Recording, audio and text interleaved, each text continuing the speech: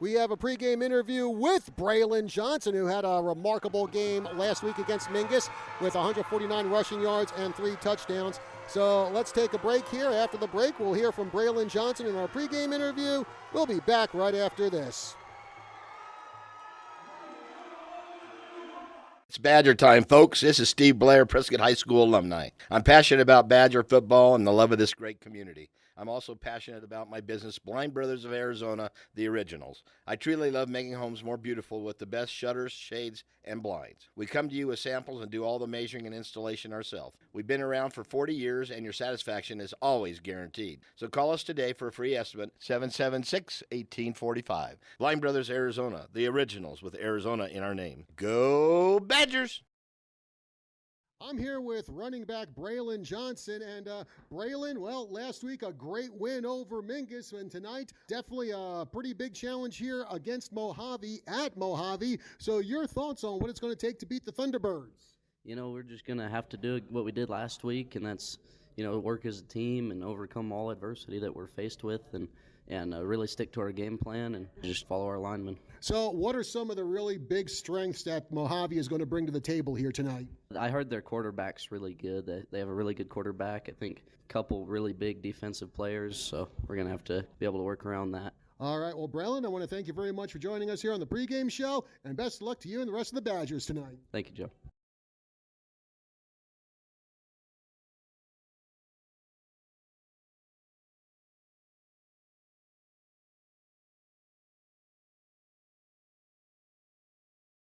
For the national anthem to be performed by the Mojave Marching Band. And again, our stream is up. Jay Rotzi for Mojave has presented the colors, and the Mojave Marching Band out on the field ready for the national anthem.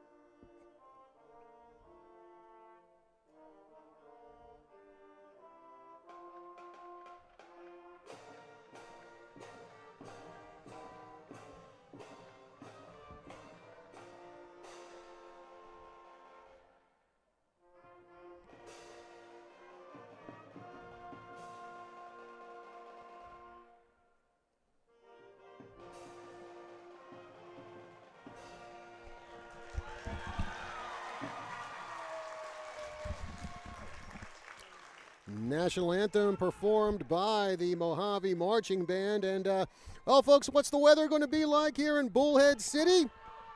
Well, we have clear skies here, but it will be a bit windy, but we're playing indoors tonight, so who cares about the weather? Why did he even write up a weather forecast for the game tonight, Kelly? Yeah, I don't think we have to worry about the wind when field goals are being attempted. And it was pretty windy when we were coming down I-40 to get here, man. Pretty windy back in Prescott, too. But, again, folks, we got indoor football here tonight, so weather will not be a factor. Marching band leaving the field, and Mojave and Prescott were getting ready to go at it. Both teams standing on their sidelines. The captains ready to come out to the middle of the field. And it's a good time to bring you the song dedication for tonight's game. And the one I'm going with is Hunting High and Low by the Finnish power metal band Stradivarius. The Prescott defense will have to be on their toes tonight against an exceptional dual-threat quarterback like Joe Yoni, meaning they'll have to be hunting high and low to try to stop his aerial assault and his ground game. Not only that, Kelly, but along with a really good receiving core, Yoni is also backed up by what Coach Cody Collette describes as a big, beefy offensive line. Yeah, and it'll be interesting to see how the defensive front of the Badgers, what kind of pressure they're able to put on the quarterback, Ione. And I think the thing that they really have to worry about is not only covering the receivers, but they're really going to have to worry about his running ability. And we'll see how that transpires throughout the game. And I mentioned about Mojave with a big, beefy offensive line. Well, Prescott's got a pretty big and beefy offensive line themselves, the Pancake Posse, and we've seen the job they've been doing over the season, just clearing big paths for guys like Braylon Johnson and Jacob Chamberlain to run through. And let's hope that is true again tonight, because 2 weeks ago that wasn't true. And really, the only game that the Badgers did not have a good ground game at all was against Lee Williams in Kingman 2 weeks ago. So we're again playing in Mojave County tonight. So hopefully the Badgers will be ready to play and get the ground game going. By the way, Mojave won the toss, and they have deferred to the second half. So the Badgers will receive the football to begin the game.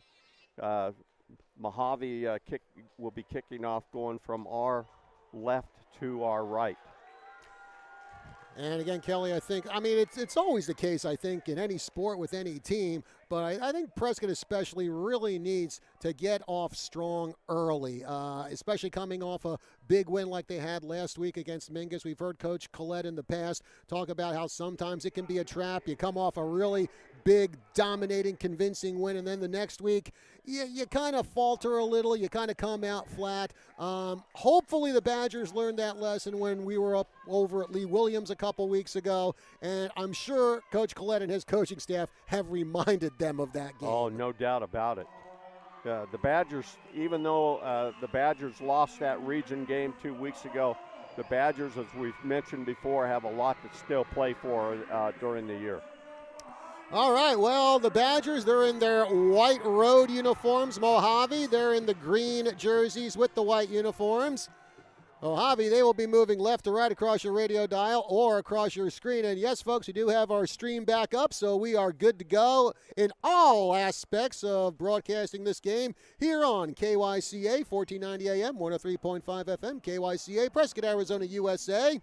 Time coming up on 7 o'clock. And again, we're coming to you from the Anderson Auto Group Fieldhouse here in Bullhead City.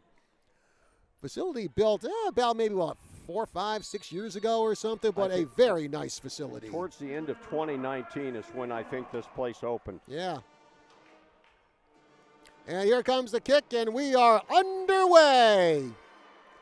And it is going to be Kingston Douthit with the ball. He gets it up to the 30-yard line, makes a turn at the 33, shrugs off one tackle, and finally taken to the ground just before the 35-yard line. So a pretty good return there by Douthit. Yeah, about 23, 24-yard return. The Badgers will have it 1st and 10 at their own 34. And welcome back, Gio Puglisi. He has been sidelined for the past few weeks with an injury. He is back calling the plays tonight for Prescott.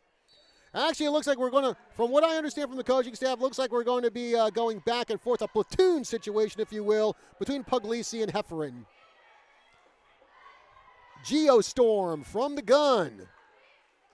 And he will hand it off. Looks like that's to Jacob Chamberlain, and Chambo. He's able to find a little gap there, and he gets up to about the 38-yard line before he's stopped by the Mojave defense. Gain of 5. Good off-tackle run by Chamberlain. 2nd down and 5. The Badgers have it at their own 39. Puglisi again from the gun, trips out to the near side for the Badgers. Puglisi dropping back. He's going to throw it, and it goes right in the hands of Kenny Military. He turns on the Jets. He takes off, and he's in the end zone. And Kelly, I said the Badgers need to have a strong start, and 2 plays in, and they scored. I think that constitutes a strong start. Military got behind the cornerback, and Gio threw a strike to him. I mean, he hardly had to break stride. Caught the ball and took it all right into the end zone. We're talking about a yard pass play. 2 plays. Prescott already on the board. It's 6-0 pending the extra point. And yeah, I think Gio Puglisi has recovered from his injury. Brady Costas in for the extra point. Kick is up, and it's through the uprights and off one of the sponsorship banners on the wall. So 11:15 left to go in the first quarter. We just got underway, and already Prescott on top, 7-0. So let's take a 30-second break here on our broadcast of Badger football. We'll be back with more right after this. This is Steve Sishka with Olson's for Healthy Animals. Trust is a word that is rarely applied to certain areas of our society, nationally and locally. I'm sure you know what I mean. However, trust is what people do have when they vote a business the best of. Olson's has been voted the best of by the readers of not one, but 2 trusted media sources, the Daily Courier and Prescott Living in 2024. Both were for the best pet supply. There's a reason why our motto is good enough just isn't. We don't take you for granted. We're proud to constantly earn your business.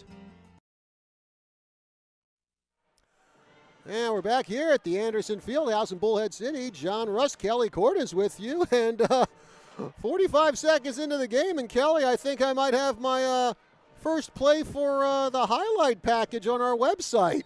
Boy, that was a great pass by Gio Puglisi. And an almost effortless catch there by KMT, followed by the run. Oh, and the return man, that is number 10, Frank Worke, bobbles the ball, picks it up, runs with it, gets just a little past the 10-yard line before he's finally stopped, and Mojave will have to start deep in their own territory. Actually, it's right before the 10-yard line. It's going to be 1st and 10, Mojave at their own 9. What happened is the ball rolled toward the end zone, and the return man for the Thunderbirds had trouble picking it up, giving the Badgers time to get down and make the tackle. And now we get to see Joe Yoni in action. Yoni, 912 passing yards, 8 touchdowns this season. He steps back, he looks, he throws, and it's caught and then dropped by number 1 for Mojave. That is Pedro Marentes. The ball was slightly thrown behind Marentes. Incomplete pass, going to bring up 2nd down and 10 from the Mojave 9. Trips out to the far side, and that's where Yone looks. That's where he throws, and that's where it is caught. But the Badgers swarm the receiver. That is number 5, Alejandro Ruiz. And Ruiz looks like he gets about 5 yards off that. Pass out into the flat, picked up 5 yards. It's going to bring up 3rd down and 5. The ball at the Mojave 14.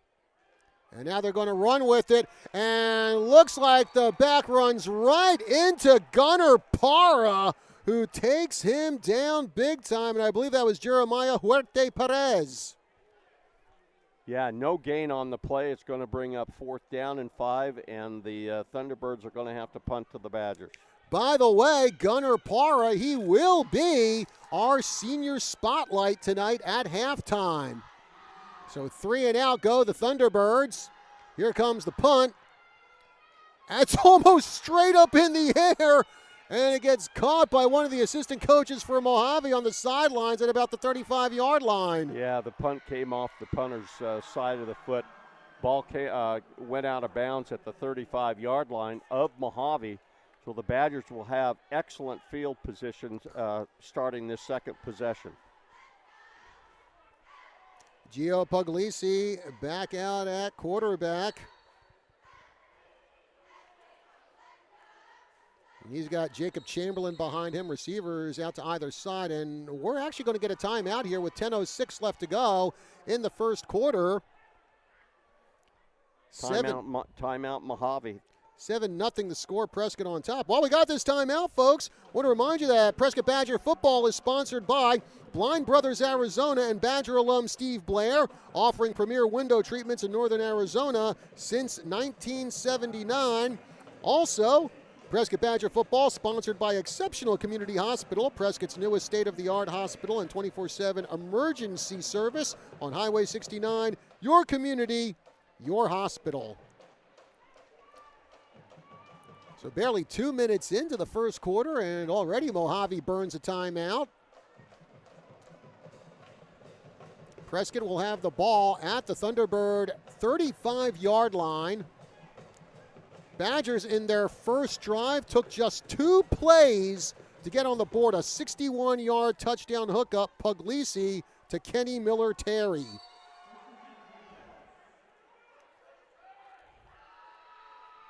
All receivers deployed for the Badgers.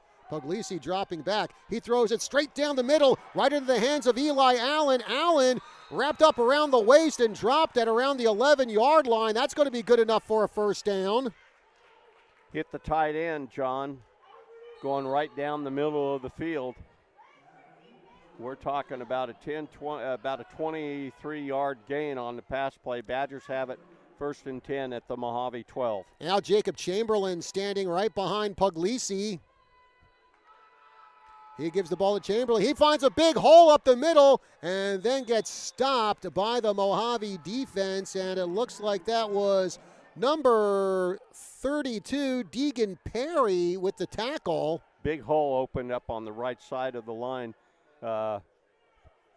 Pickup of about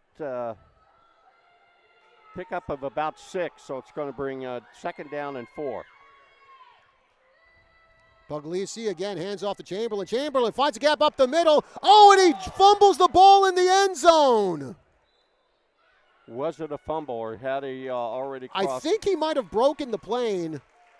Yeah, actually one of the refs on the far side has signaled it is a touchdown, so Chamberlain did break the plane before he dropped the ball. So it is a touchdown. Well, about a 7-8 yard touchdown run there for Chambo. And Brady Costas will come in and kick the extra point. And boy, oh boy, Prescott just not wasting any time in this game. They're up 13-0. Costas looking to make it 14. Kick is up. And as usual with Brady Costas, the kick is good. So 9:09 left to go. And Prescott, well, they're establishing their authority very quickly in this one. It's 14-0 Badgers over the Thunderbirds. Let's take another 30-second break here on our broadcast of Prescott football. We'll be back with more from Bullhead City right after this. Hi, this is Clark Tenney, Superintendent of Prescott Unified School District. PUSD students receive the educational foundation they need to do great things. Will your child be the next one of our 26,000 alumni who becomes an Arizona Supreme Court Justice, Attorney General, or President of the Arizona Senate? Will they become a business owner, doctor, nurse, attorney, engineer, or teacher? Whatever their dreams, our Prescott schools will help them get started. PUSD builds great leaders. Check us out at PrescottSchools.com. PUSD, where every child, every day matters. Yeah, I don't know what's going on with Prescott tonight. They must have, I think every player for Prescott must have ate about 3 big heaping bowls of Wheaties before this game, because man, oh man, they are just absolutely dominating Mojave right now. Badgers have run 5 plays and scored 2 touchdowns. Oh, jeez. Well, that's about as economical as you can get. Kick by Brady Costas. And here comes the return by Mojave. And that is number 1, Morentes. And Morentes shrugs off 1 tackle and finally gets knocked to the ground. And that is number 25, Robles, who gets the stop there on Morentes. They're going to put the ball down at the Mojave 20-yard line, where it'll be 1st and 10 Thunderbirds from that point. And boy, oh boy, Mojave, well, they definitely need Joe Yanni to get something going here. Again, Yoni with 912 passing yards this season. Also 485 yards on the ground along with 3 touchdowns. Again, good dual threat quarterback. Yoni looking, can't find anyone to throw to. Now throws it, and right there in the open is number 5 for Mojave, Ruiz down the sideline, and we get a flag come flying in. Ruiz is going to go to the end zone, but again, folks, we had a flag come flying in on the far side of the field. Well, we'll see what the flag is. It is an 80-yard touchdown play. We'll see if the play stands up.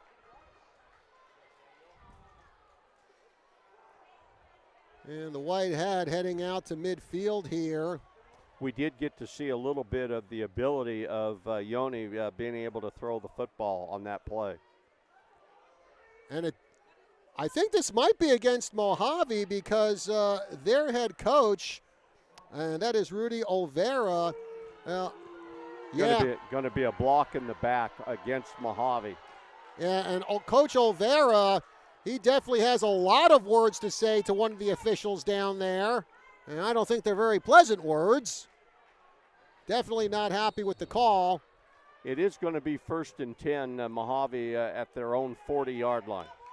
So a huge break there for the Badgers to keep it a 14-0 lead for them. Yoni, he drops back. He lets it loose, and it's caught by Marentes, and Marentes steps out of bounds at about the 46. So pickup of about 6 on the play there on that pass by Yoni. And for Pedro Marentes, his first catch of the night. 8:28 left to go in the first quarter. It's 14-0 in favor of Prescott. But Mojave slowly but surely starting to move down the field. Yoni looking to the far side, makes the throw, and a catch by a wide open number 2, Anthony Moses. Moses gets swarmed. He gets stopped at about the 50-yard line. The Badgers are going to have to get a little tighter on the wide receivers as the receivers go out into the flat about 5-10 yards down the field because during that play, Anthony Moses, the receiver for Mojave, wide open. 1st and 10, Mojave at the Badger 46. Yoni with the throw, and there's the catch, and thrown to the ground is that Mojave receiver by number 56, Gunnar Parra. That was number 24, Jeremiah Huerte Perez, who made the catch. And actually, they knock him back 4 yards. Loss of 4. It'll be 2nd down and 14. The ball sitting right at midfield. Great play by Gunnar Parra. And Yoni getting ready again.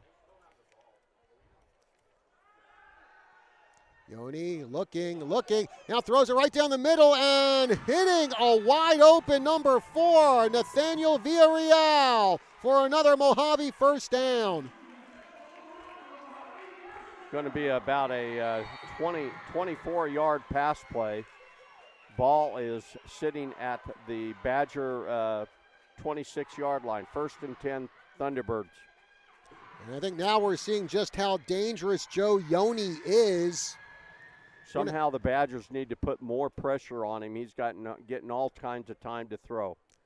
2 receivers to either side. They're going to run the ball this time, and this time the back runs right into Gunnar Parra.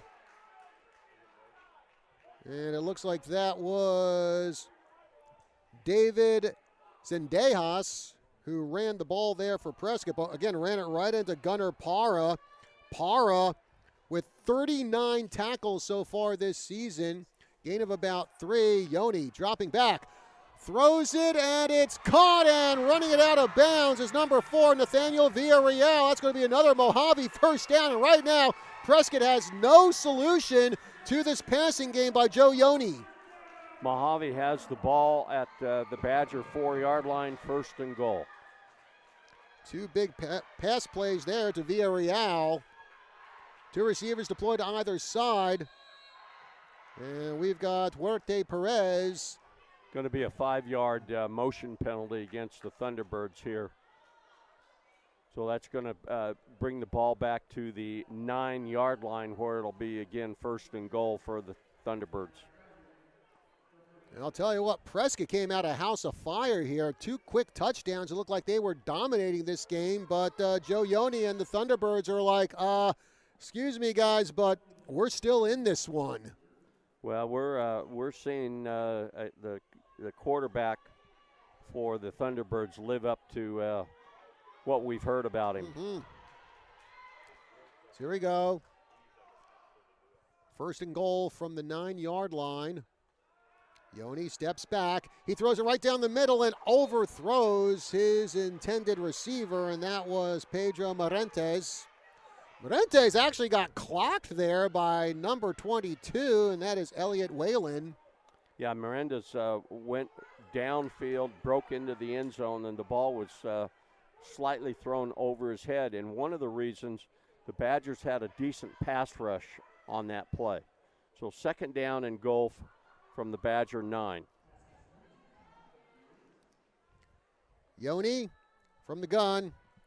And right behind him, Jeremiah Huarte Perez. There's the throw, there's the catch, and diving into the end zone for the touchdown, number 4, Nathaniel Villarreal. Basically, what the Thunderbirds did is they flooded the zone on the right side of the field, and which caused number 4, Nathaniel Villarreal, to be really wide open, and took it all into the end zone. He actually dove into the end zone, hit the pylon. Of course, that's a score. And Mojave has gotten themselves back in this game. On to kick the PAT, we have Alejandro Ruiz.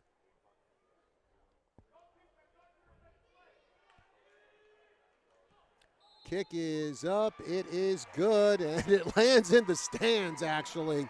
So 6:24 left to go here in the first quarter, and well, we got ourselves a dogfight now. It's Prescott 14, Mojave 7. Let's take a 30-second break here on our broadcast of Prescott football. We'll be back with more from the Anderson Fieldhouse in Bullhead City right after this. Exceptional Community Hospital Prescott is now open. Prescott's newest state-of-the-art hospital provides 24/7 emergency care, featuring private, spacious inpatient rooms and on-site radiology, lab, and pharmacy services. We accept all insurance plans and honor in-network benefits for emergency care. With minimal to no ER wait times, you can trust us to deliver the exceptional care you deserve. Exceptional Community Hospital Prescott is located at 4822 State Highway 69. Learn more at www.ehc24.com. And we are back here in Bullhead City. John Rust Kelly Court is with you, where it is now 14-7 as Mojave has now inserted themselves into the situation here after Prescott just roared out of the gates. We'll see if the Badgers can respond like they have on their first 2 possessions, John. I think the Badgers got a little lucky there because, Kelly, there were a couple of late hits here that were not called.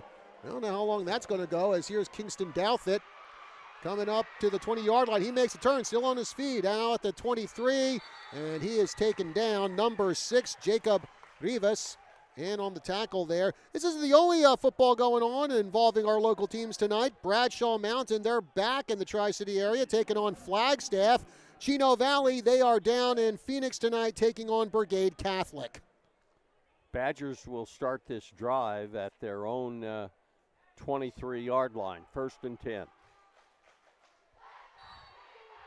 Puglisi, he's got Braylon Johnson and Jacob Chamberlain to either side of him. 2 receivers out to the near side. Handoff is to Chambo. He goes up the middle, finds a little gap, gets up to about the 27-yard line. Pick up a 4. Badgers will have it 2nd down and 6 from their own 27-yard line. Just ran an off-tackle play on the right side of the line. And again, it's Johnson and Chamberlain side by side with Puglisi. And he hands off the ball. That's to Chamberlain, or excuse me, to Braylon Johnson. Johnson gets wrapped up from behind. Big old bear hug put on him by one of the Mojave defensive players. I believe that was number 51, Donnie Lopez Foster. And not much doing there for Braylon Johnson. Did pick up a yard. It's going to bring up 3rd down and 5. The Badgers have it at their own 28, 3rd and 5. First carry of the night for Johnson, who had 3 touchdowns last week against Mingus. Puglisi rolls, throws, it's tipped, and then caught by the Badgers, but not enough for a 1st down. Yeah, that's pretty amazing. The ball was tipped by a defensive end for the Thunderbirds. And it went into the hands of actually Jacob Chamberlain, but again, not enough for a 1st down. I think the Badgers are going to go for this. Wow. It's 3rd and 2 at the Badger 31-yard line. big roll of the dice early in the game here for Coach Cody Collette. And I think they're trying to make Mojave jump off sides, and T-Birds aren't taking the bait. Puglisi shouting out the signals. They're going to go for it. Chamberlain with the ball, and Chamberlain gets taken down from behind. And that looks like it was number 24 with the tackle there, Jeremiah Huerte Perez. Yeah, he penetrated through the offensive line of the Badgers and dropped Chamberlain for about a 3-yard loss. Actually a 1-yard loss, and the Thunderbirds will take over at the Badger 30-yard line. Obviously, they have great field position. Huarte Perez with a huge tackle there. And now the Thunderbirds will try to tie the score here with 4:25 left to go. A BB right into the hands of number 5, A.J. Ruiz. And Ruiz taken down at about the 7-yard line by Noble Ortega. They're going to mark him out at the 8-yard line. So it's going to be first and goal, Thunderbirds at the Badger 8.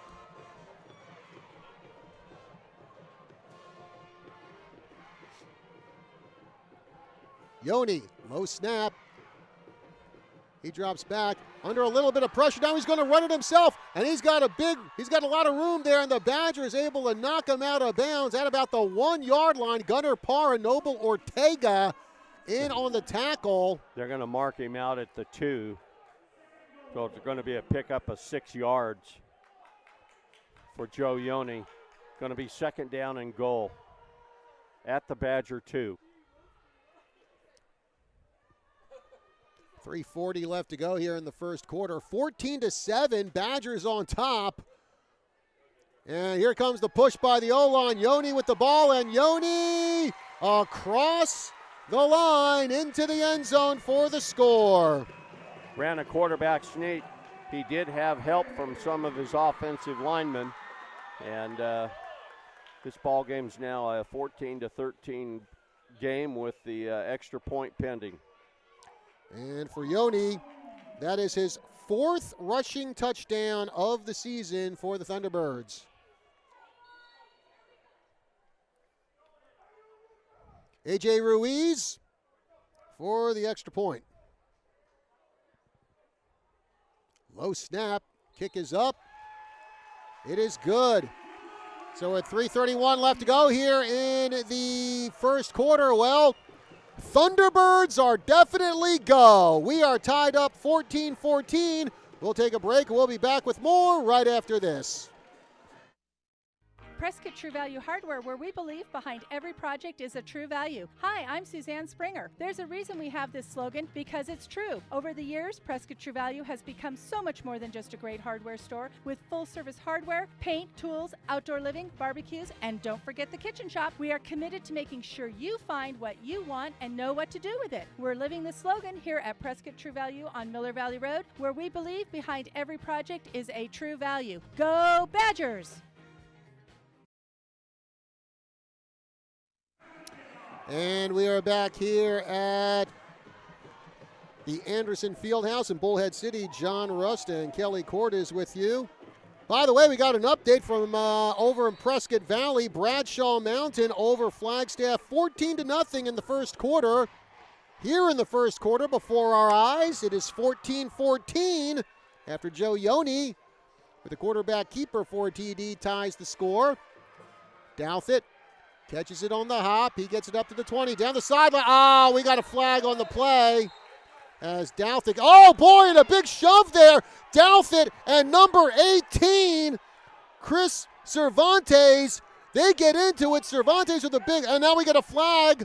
And that's definitely going to be unsportsmanlike against Mojave. Cervantes, after Douthit got hit and got up, he gave Douthit a shove. Douthit got right into Cervantes' face. So things are already heated here. Douthit returned the ball to about the 33-yard line after receiving the kickoff and was hit out of bounds, and then that's when the fireworks started.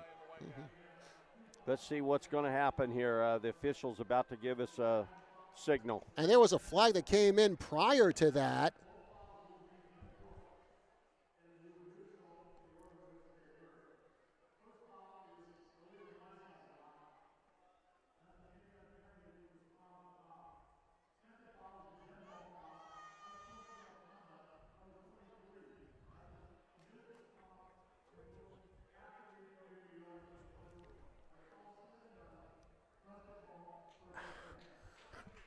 I'll be honest, I tried to listen. I could barely hear what the referee was saying, Yeah, Kelly. You got offsetting penalties. Okay, illegal contact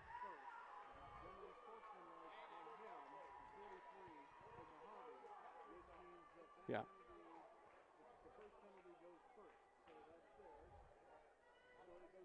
The thing I don't understand is there was an unsportsmanlike penalty after the play, and that has not been stepped off. Right now, it was a holding penalty on the kickoff. The ball from the point of the foul going all the way back to the Badger 4-yard line. But there's nothing that has happened because of the unsportsmanlike penalty that happened after the play.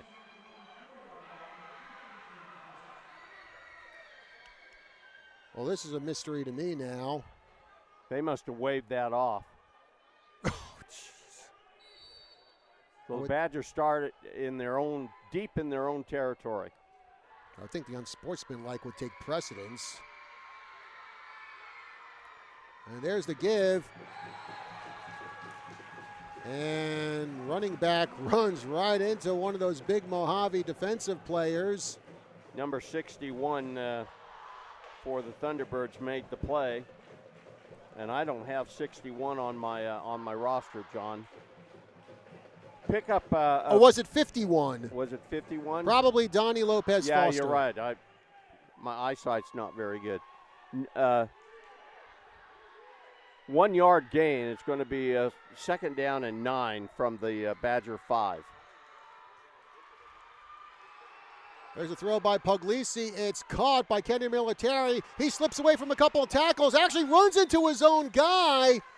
And now we got another flag there as Military taken down at the 20-yard line. That should be a 1st down, but we'll wait and see what the penalty is.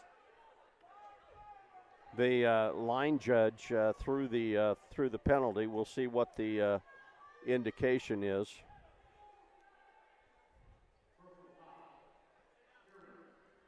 Personal foul on Mojave. We don't know exactly what the cause of the personal foul was, but it happened right at the end of the play, and it's going to be 15 yards down the field. So the Badgers will have it 1st and 10 at their own 30. Trips out to the near side for the Badgers with 2:29 left to go in the first quarter. We're all tied up at 14. Run going up the middle, and that is Braylon Johnson. He sweeps out to the far side. He gets run out of bounds, and I think he got enough for a 1st down. We'll see where they mark him out. Looks like they're marking him out at just 2 yards shy of the line of gain. So it's going to be 2nd down and 2. The ball sitting at the Badger 38. Under 2 minutes left to go here in the opening stanza. John Russ Kelly Court is with you here in Bullhead City. Puglisi from the gun. He's got it back behind him. 2 receivers out to the far side. There's the give to Johnson. Johnson gets taken down before he can get the 1st down. And taking him down from behind, we got number 24, Jeremiah Huerta Perez. And I will say number 24, Jeremiah Huerta Perez, is all over the place. Yeah. He's made several tackles already, and he's also been a receiver on offense. So pickup of just 1, so it's 3rd and 1. Badgers have it at their own 39. As we're approaching the final minute of play here in the first quarter. Puglisi, and we got whistles on the play, and it's going to be a false start against Prescott, the last thing they needed. So instead of 3rd and 1, it's going to be 3rd and 6. 3rd and 6 from the Badger 34.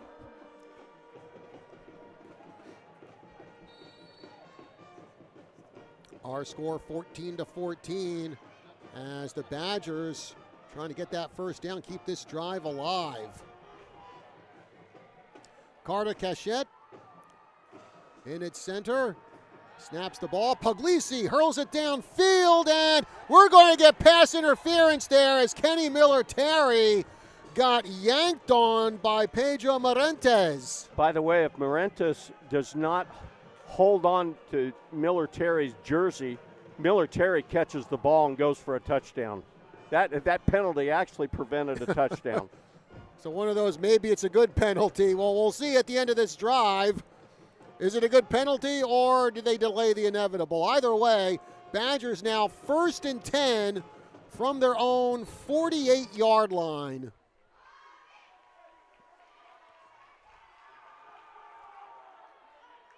Puglisi, he hands that one off to Chamberlain. Chamberlain goes right up the middle. He's into Mojave territory, barely into Mojave territory, before he's finally stopped. Number 32, Deegan Perry, one of the guys in on the tackle there for the Thunderbirds. 2-yard pickup for Chambo. Going to be 2nd down and 8. The ball just across midfield at the Mojave 49-yard line. 2 receivers deployed to the near side for Prescott, Phillips and Diener. I think the Badgers are going to just let the clock run out to end the first quarter. Yeah. 1 second left, and clock hits 0. That's all she wrote for the first quarter of action from the Anderson Fieldhouse here in Bullhead City. 14-14 our score.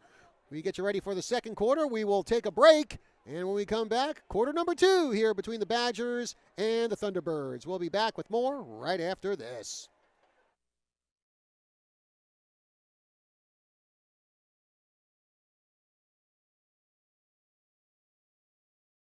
At Yavapai Exceptional Industries, we're constantly improving products, processes, and outcomes.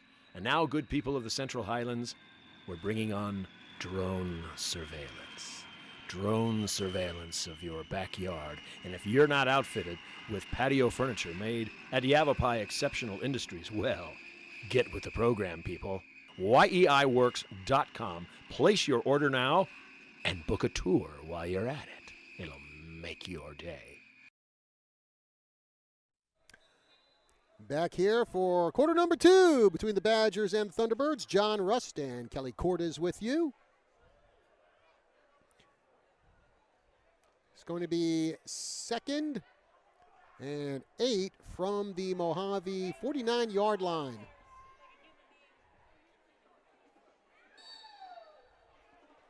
Puglisi from the gun. He's got 3 receivers out to the far side. Badgers moving left to right across your radio dial or your screen.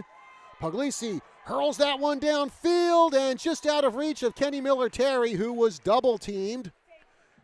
It was Marentes and Cesar Rodriguez covering KMT. The Thunderbirds had Miller-Terry covered really well on that play, and the ball was overthrown. Going to bring up 3rd down and 8 at the Mojave 49-yard line.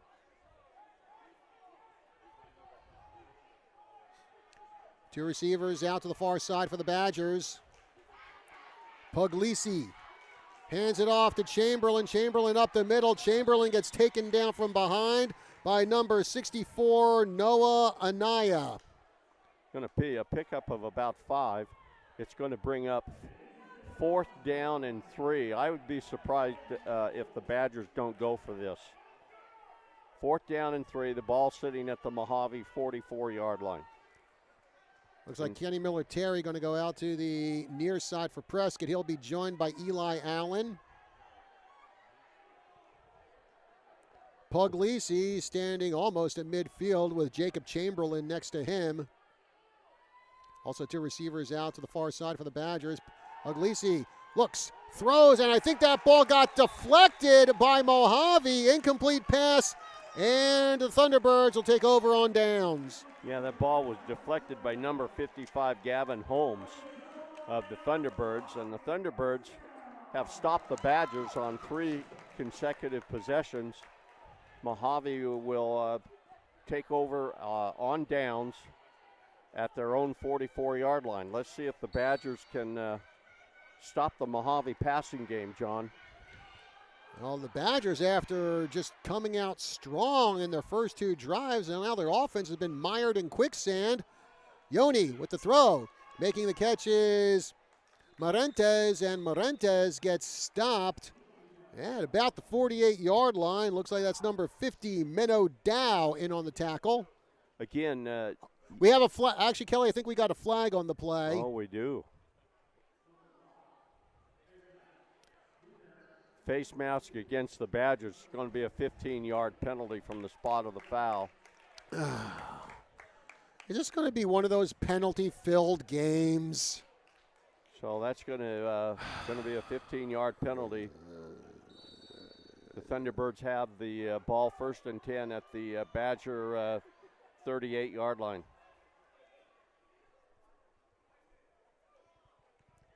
Chain gang set up. Yoni drops back. And now Yoni being chased. And Yoni run out of bounds. So Yoni looked like he had all the time in the world to throw, but couldn't find an open receiver. Ran the ball himself and got chased out of bounds.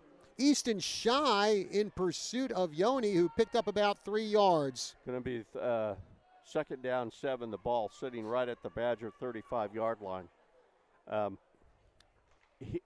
The offensive line for Mojave is doing an excellent job in pass protection right now. 2 really good offensive lines on display in this game. Here comes a run over to the near side, and making the turn, that's number 20, Brody Anderson. And Anderson, a good turn. He gets up to about the 20-yard line. That is going to be a 1st down for the Thunderbirds. Runs a sweep around left end. Going to be 1st and 10 Thunderbirds at the Badger 25-yard line. And again, the Badger defense just having all kinds of issues trying to stop Yoni and the Mojave offense. Marentes going out to the far side for the Thunderbirds. Moses at the near side. Yoni drops back, throws right down the middle. It's caught, and it's going to be a touchdown for number 4 for the Thunderbirds, Nathaniel Villarreal. Villarreal lined up on the right end, went down about 15 yards and then broke across the middle towards the end zone, and again, Yoni hit him. Threw a strike to him, and the Thunderbirds are on the board again. Second time that Yoni has hooked up with Nathaniel Villarreal for a touchdown. 20-14, T-Birds on top, pending the extra point, and it's A.J. Ruiz. Low snap, there's the kick, and it's good.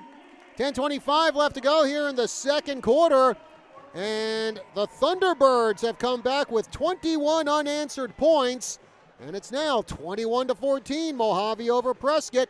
We'll take a 30-second break here on our broadcast of Prescott football and be back with more right after this. It's Badger time, folks. This is Steve Blair, Prescott High School alumni. I'm passionate about Badger football and the love of this great community. I'm also passionate about my business, Blind Brothers of Arizona, the Originals. I truly love making homes more beautiful with the best shutters, shades, and blinds. We come to you with samples and do all the measuring and installation ourselves. We've been around for 40 years, and your satisfaction is always guaranteed. So call us today for a free estimate, 776-1845. Blind Brothers Arizona, the Originals, with Arizona in our name. Go Badgers! And we're back here at the Anderson Fieldhouse in Bullhead City. John Rust, Kelly Court is with you. 21-14 our score.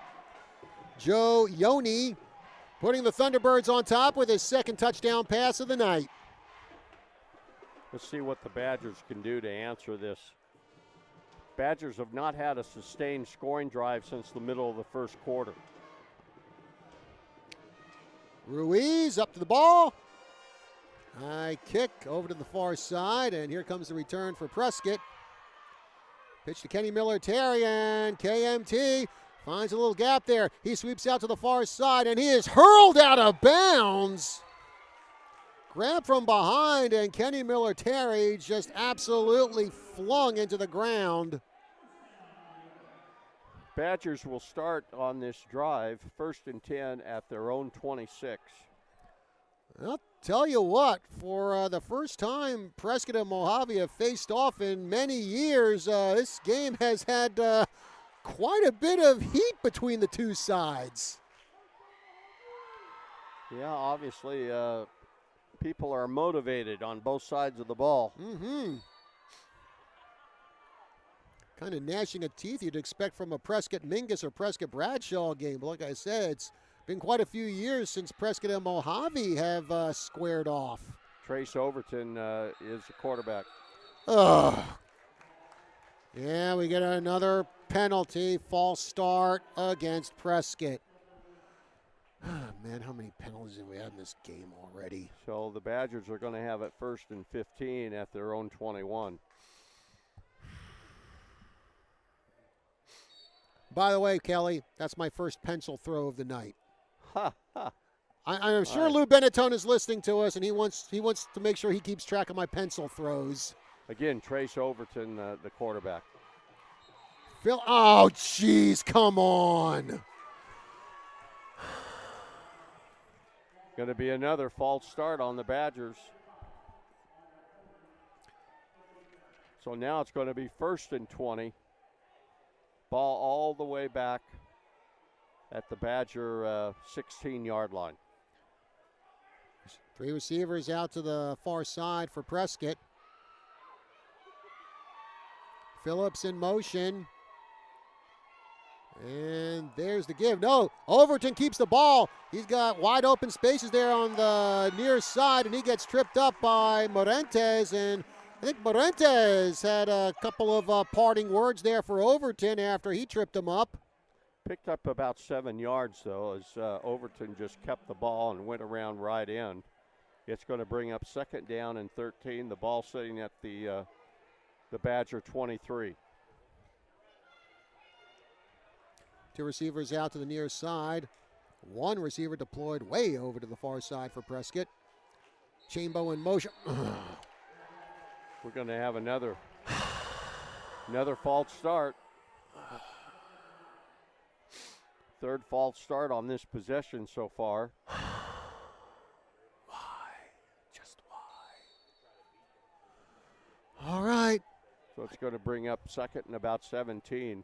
Let's see if we can go more than 2 minutes without a penalty. That'd be nice. 2 receivers out to the near side for Prescott. Chambo in motion.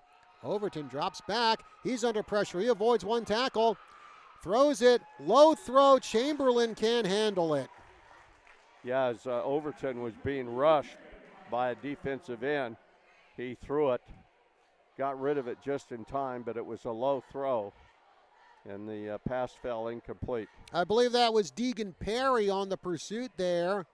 So this is going to bring up 3rd and long for the Badgers. And by the way, folks, I want to remind you that Yavapai Exceptional Industries, a charitable organization serving adults with disabilities since 1974, is a proud sponsor of Prescott football. 9:11 remaining here in the second quarter, 21-14 Mojave. 3rd and 17 for the Badgers. Puglisi back in a QB. He steps back. He throws, and it's caught by Phillips, but it's not going to be enough for a first down, and we get another flag come flying in from the backfield. Now what?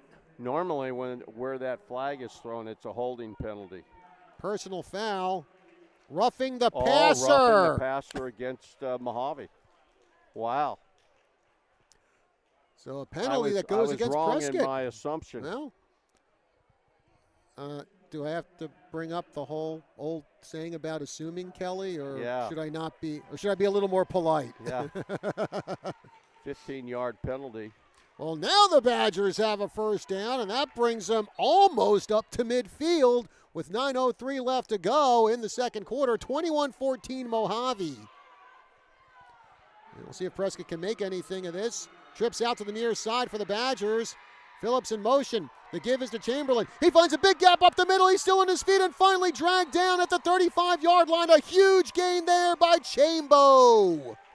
Huge hole by the right side of the offensive line for the Badgers. The Pancake Posse comes through big time there, opening up a nice gap for Chamberlain, who's going to head off to the sidelines now. 1st and 10 Badgers at the Mojave 34. Braylon Johnson now standing behind Puglisi. Oh, come on. Yeah, the Badgers are moving. The Badgers are not in sync. Those motion penalties that are being called are legit. I know they're legit, Kelly, but when it's penalty after penalty after penalty and kills the action. Going to be 1st and 15, the ball sitting at the Mojave 39. Trips out to the near side for the Badgers. Phillips in motion. There's the give to Braylon Johnson. He cuts over to the near side, and he's dragged down by the jersey. And it looks like that is number 55, Gavin Holmes, with the tackle there on Johnson, and that's going to be a tackle for a loss. Tried to run off tackle on the left side, picked up 1, 2nd and 14. Ball sitting at the Mojave 38. 7:49 and counting to go here in the second quarter.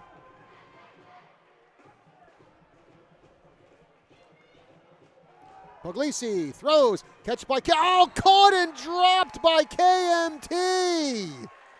He was open on the out in the right flat. What happened is that he knew he was about to get hit, and he was going to try to run with the ball before he absolutely had it. So it's going to be 3rd and 13 now for Prescott. Ball at the Mojave 38. 2 receivers to either side for the Badgers. Puglisi throws, sliding catch made. And that is number 80, Sean Kidd. He had control of it. Ball was thrown low. He went down and did keep both arms underneath the ball. It is a reception. It's going to bring up 4th and 3. Ball sitting at the Mojave 28-yard line. And we're going to get a timeout called by the Badgers. And while we have this timeout, folks, let's remind you that Badger football is sponsored in part by Olson's for Healthy Animals, where good enough just isn't, with locations in Prescott, Chino, Dewey, Flagstaff, and the Verde Valley. Also, Prescott Badger football brought to you by the Prescott Unified School District, the Badgers' biggest fans. Every child, every day. Visit PrescottSchools.com. Be an interesting play call here, John, whether the Badgers try to throw the ball on 4th down or whether they try to run it. They just need to pick up 3 yards, need to get just beyond the 25-yard line of Mojave to pick up the 1st down. Mojave, they are 3-2 on the season. So are Prescott. Here we go, big 4th down play coming up here for Prescott. Trips out to the near side. Puglisi. He throws, and it's caught by Kenny Military. He breaks free of 1 tackle, spins off another one, still on his feet down the sideline, dives to the end zone. It's a touchdown by KMT. That was a great, it's a 28-yard pass play. Kenny Military just broke out into the flat about 10 yards down the line of scrimmage. He actually broke 3 tackles on the far sideline on his way to the end zone. And the Badgers are within 1 point, pending the extra point of tying the ball game up. Well, 2 catches by Kenny Military and 2 touchdowns for him. Brady Costas for the extra point.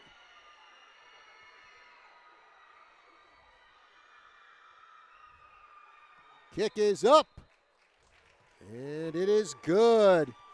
So it's 7:08 left to go in the second quarter. The Prescott offense back on track. The Geostorm with a 28-yard touchdown hook up to Kenny Military. We'll take a 30-second break here on our broadcast of Prescott football. We will be back with more from Bullhead City right after this.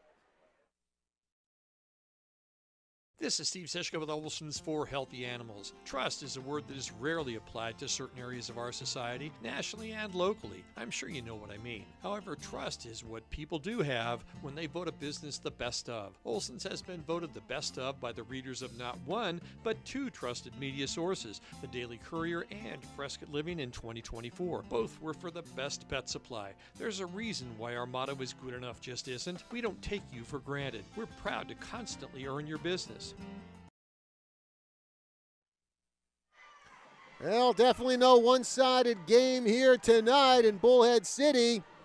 Badgers and Thunderbirds tied at 21. After that touchdown hookup, the Geostorm to KMT. Now Brady Costas will kick it away for Prescott. 21-21 our score here, 7:08 to go in the second quarter. Costas kicking it over to the far side. Marentes, and he'll just let that one bounce in the end zone, and Mojave will start from their own 20-yard line. John, we'll see if the Badgers can stop the Thunderbirds. The Thunderbirds have scored on 3 straight possessions, scored 21 straight points until the Badgers just tied the ball game up. And again, the Badgers are going to have to put more pressure on the quarterback. They continue to just rush 3 people. I don't mean to be critical, John, but we need to have another down lineman on that defensive line. Yoni from the gun. He's got 2 receivers to the far side. And he's going to hand this one off to the running back. Gunnar Parra breaks through the middle. Well, he gets a hand on the running back, and then 2 other Badgers come in and finish him off, including Menno Dow. That was a perfect blitz package that Gunnar Parra ran from a defensive end slot and caused the running back for the Thunderbirds to lose. Going to be 3 yards. Going to be 2nd down and 13. I believe that was Jeremiah Huerta Perez who carried the ball there for Mojave. So it's going to be 2nd and 13. The ball at the Mojave 18-yard line. Trips out to the near side for the T-Birds. Yoni drops back. He's under some pressure. He throws, and it's caught by who else? Nathaniel Villarreal. And Villarreal just kind of stands still there. And now we get a penalty flag thrown in. And KMT and Nathaniel Villarreal both kind of throwing their arms out like, what the heck is going on? Yeah, I never heard a whistle. Of course, we're sitting pretty high up. Yeah. It's going to be a personal foul against the Badgers. Apparently, the whistle had already blown, and the Badgers went ahead and tackled number 4, Nathaniel Villarreal. So the Thunderbirds have it 1st and 10 at their own 40 or 37. The throw and trying to make the diving catch, but failing to do so is number 32, Deegan Perry. It's going to bring up 2nd down and 10. And that was kind of, like I said, Kelly, I didn't hear a whistle. I didn't hear a whistle from up here. So. No, So anyway, 2nd down and 10. Thunderbirds have it at their own 37. Kelly, I think we got a sideline warning here. And I think it was on Prescott. Just a warning. Apparently, too many players too close to the sideline over there on the far side. It's going to be one of those games. Throw by Yoni. And catching it and then dropping it is Marentes. So 2 straight incomplete passes for Joe Yoni. Going to be 3rd down and 10. Badgers have blitzed a defensive end or a linebacker on the last couple plays. 5:57 remaining in the second quarter. We're all tied up at 21. Mojave at their own 37-yard line. 2 receivers out to the far side for the Thunderbirds. Yoni dropping back. Under some pressure, he goes. He finds a lot of room. He's still on his feet, and he makes a turn. Still on his feet down the sidelines and run out of bounds. And Joe Yoni turning what looked like nothing into something as he picks up a huge 1st down, takes the ball almost 20 yards downfield. And we talked about this even before the ball game started, that the Badgers were going to have to contain Yoni. Basically, couldn't find anybody open, and he just broke containment and ran for a good gain down the field. 1st and 10, Mojave at the Badger 44. Yeah, I can kind of see why Coach Cody Collette said that Joe Yoni has some Uriah Tenet-like tendencies.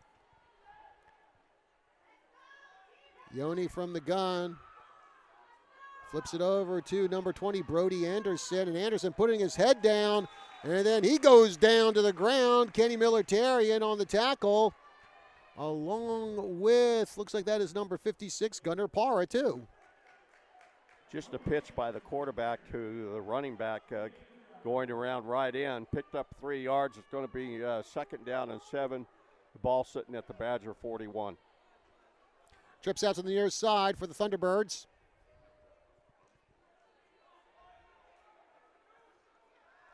Yoni makes the throw, and he throws it into the shoe of Nathaniel Villarreal, which obviously don't want to do. Ball was underthrown.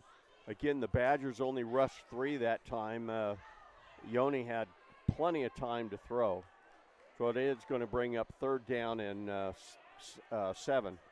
Again, the ball at the Badger 41. Morentes coming into the game as we're seeing a bit of a bump in the road here when it comes to Joe Yoni and his passes. Again, the Badgers have just 3 down defensive linemen. And somebody moved. Badgers say it was Mojave. We'll see. Yep, false start on Mojave. Going to cost them 5 yards. How many false starts have we had here in this second quarter, Kelly? So it's going to bring up 3rd and 12. Ball sitting at the Badger 46-yard line. And you're listening to Prescott Football here on the news, 1490 AM, 103.5 FM, KYCA, Prescott, Arizona, USA. Time is 7:58. Yoni drops back. He's under some pressure from Dante DeCourt. He takes off himself. He's got a lot of room. He jigs off one tackle, then taken to the ground. He dives trying to get that 1st down, but I think Yoni came up just short. Yeah, this is 4 down territory. Mm-hmm. He's short by about 4 yards. It's going to be 4th and 4. The ball sitting at the Badger 38. Big 4th down play coming up here for the Thunderbirds. Trips out to the near side. Yoni looking, throwing, and catching it on the ground and then dropping it. I believe that was Morentes. No, actually that was Nathaniel Villarreal, who just kind of pounds his helmet going, I can't believe I didn't get a handle on that ball. So the Thunderbirds turned the ball over on downs. This is the first time in 4 possessions that the Badgers have been able to stop the Thunderbirds. Badgers take over with 4:32 left to go in the half at their own 38. 21-21 the score. 2 receivers out to the far side for the Badgers. Give is to Chamberlain, and Chamberlain just gets wrapped up about a second after he got that ball. It was number 24, Jeremiah Huarte Perez, one of the guys who just sandwiched Chambo there, and looks like he was able to get up to the original line of scrimmage, so no gain for Chamberlain. 2nd down and 10. Chamberlain. 4:12 left to go in the half, and the clock is running. Puglisi looking around. 2 receivers to either side. There's the throw. There's the catch. Oh, the catch and then the drop by Kenny Miller-Terry. Just ran into slant-in pattern from the right end side. It was a pretty good pass by Gio. Going to bring up 3rd and 10 now for the Badgers. Again, they have the ball at their own 38. Under 4 minutes left to go in the first half. We're all tied up at 21. Puglisi looking to the sidelines, gets the play. He throws it and catching it. No. And then dropping it. I believe that was Jake Diener. So it looks like the Badgers are going to go ahead and bring on the punting unit and punt the ball away with 3 minutes and 53 seconds left to go in the half. It looked like Diener had his hands on it. Looked like he had control of it. Then he got upended by a Mojave player, and the ball just slipped out of his hands. Yeah. So, actually, the passing game for both teams right now going through a bit of struggle here, Kelly. A lot of incomplete passes in the last few minutes. No doubt about it. And there's the punt by Ashton Whitwell. And picking it up and running with it is Marentes. And Marentes down the sidelines. And possibly a touchdown-saving tackle there by number 24 for Prescott, Noble Ortega. But great field position for Mojave after a great return by Pedro Marentes. What happened on that play, John, is Marentes actually fielded the punt. Ball hit the turf several times, picked it up, and it was like the Badgers were not on the sideline closest to us, and boy, that just opened the whole sideline to Marentes, and that's the reason he was able to run for a very good punt return. Ball sitting at the Badger 30-yard line. Marentes last year made the All 3A West Region first team for the Thunderbirds. And Mojave returning to the 4A conference after several successful years in the 3A conference. Yoni drops back, got all kinds of time, trying to find someone to pass to. He can't find anyone. He takes off himself. He avoids one tackle, avoids another one. Now a fumble on the play, and a pile of players fall on it. The Badgers say they've recovered it, and they have. The Badgers with a fumble recovery after Yone was just running and juking and trying to slip away from the Prescott defense, and it cost him. I need a replay. I didn't notice, but one of the Badgers actually scraped the ball out of Yone's hands, and that's what caused the fumble. So the Badgers have it with 3:25 left to go in the half. They have it at their own 36-yard line. It's another chance here for Prescott to break the tie. 3:25 remaining in the second quarter. Puglisi steps back, throws it.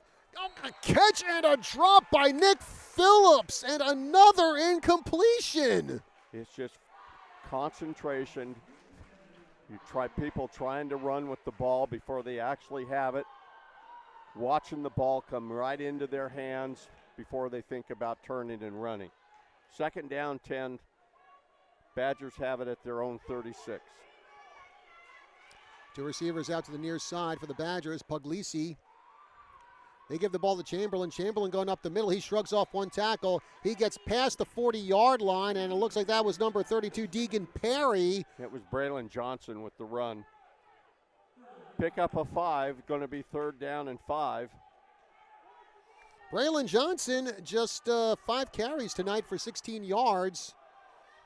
He gained almost 150 yards last week against Mingus. This time it's to Jacob Chamberlain, and Chamberlain taken down just as he gets up to the line of scrimmage. And again, Deegan Perry, the guy on the tackle. Going to pick up 2. It's going to bring up 4th and 3. It'll be interesting to see what the Badgers do here. I think they're probably going to get a timeout here. The clock is running, 2:29 and counting down. Now we're looking over at the sidelines on the far side to Coach Cody Collette, seeing if he's going to call a timeout. So far, nothing. Coach Collette just kind of standing there, arms folded. Going to let the clock run down. Now the back judge is signaling, and the Badgers are going to call a timeout. Their second timeout of the half. All right. While we have this timeout, folks, I want to remind you that tonight's Prescott Badger football game is sponsored in part by Prescott True Value on Miller Valley Road. There's so much more than a hardware store, locally owned since 1982.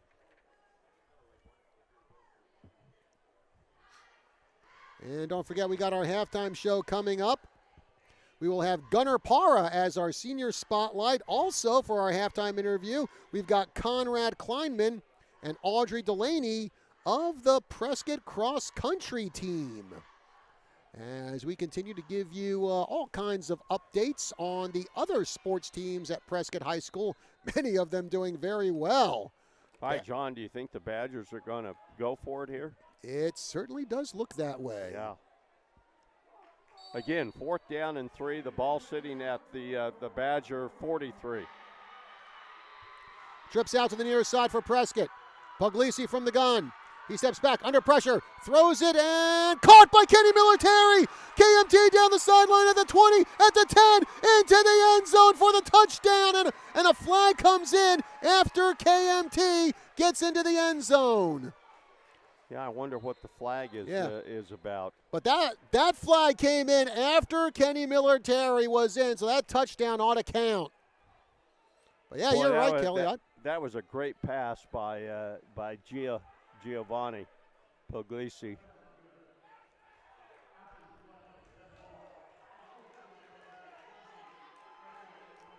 Unsportsmanlike conduct. I'm wondering if Kenny Military said something. Oh, jeez. Because it's the Badgers are going to kick off with a 15-yard penalty assessed.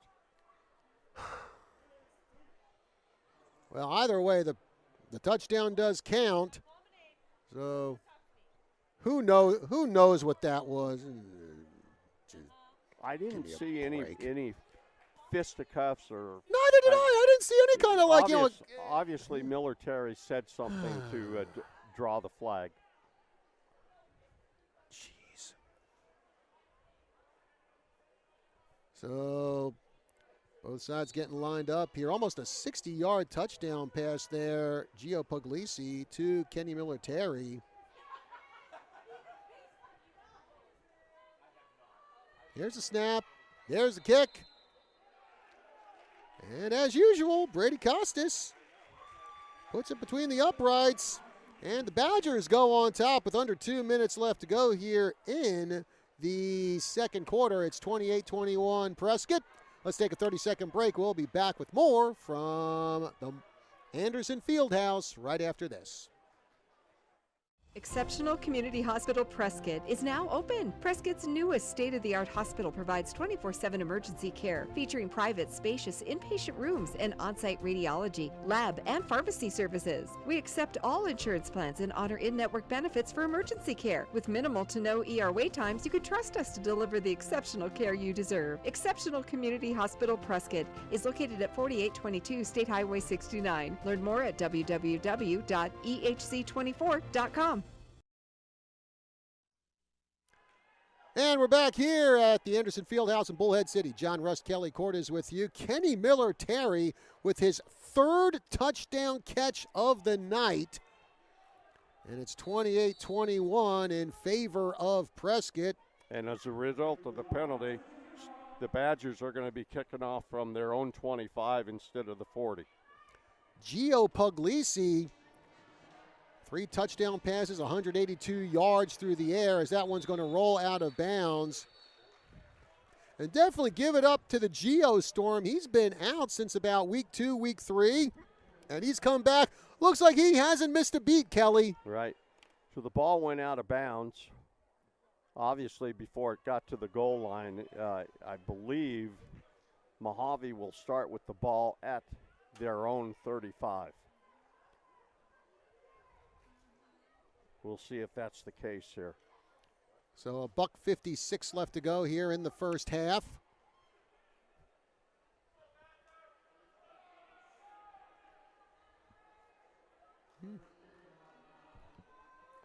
So the fact that the ball was kicked out of bounds, Mojave might have the option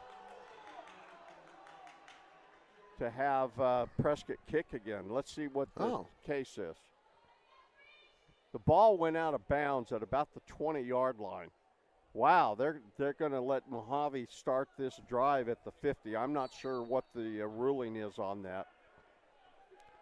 I'm not sure about a lot of things in this game, Kelly. I'm going to be honest. Oh, now what? Going to be a false start on Mojave. So it's going to bring up 1st down and 15. The ball sitting at the Mojave 45-yard line with 1:55 left to go in the half. Man, there have been so many flags thrown in this game, you'd think Big Bird exploded on the field.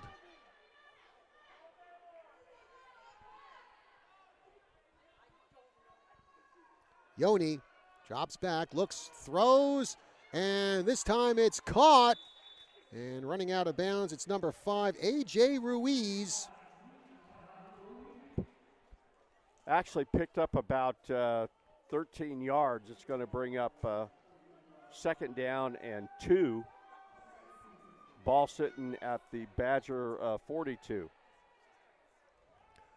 Now they're going to run the ball, and it's Huarte Perez, and he gets hung up and thrown to the ground by the Badger D. It looked like Blake McGlorian on the tackle, along with Caleb Fox. Also, hey, man, we're bringing down the Funk. Rutger Funk got a hand in on that tackle as well with 90 seconds left to go in the half. Pickup of 1. It's going to be third down and 1. Run up the middle, and let's see if Mojave gets it. It's Huarte Perez again. There's a flag on the play. Let's see what the flag is. Of course there's a flag on the play. What else is new? The lineman on the near side threw the flag, the head linesman. I think it's going to be against Mojave as they're moving back.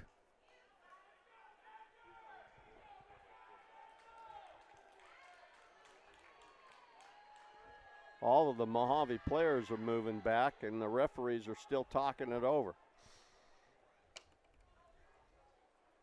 Well, eventually we'll find out what the dealio is here.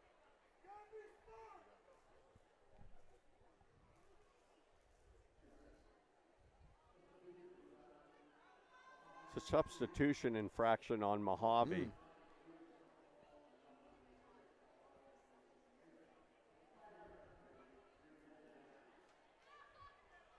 So Mojave getting dinged for a substitution foul. 5-yard penalty. It's going to bring up third down and 6. The ball sitting at the Badger 46. Minute 16 left to go here in the first half.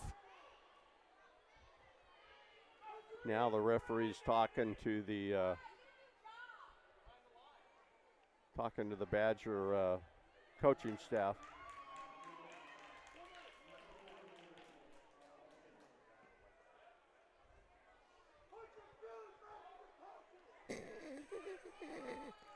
I think I just heard one of the fans say about put your flags back in your pocket. That actually would be nice because we had way too many in this game.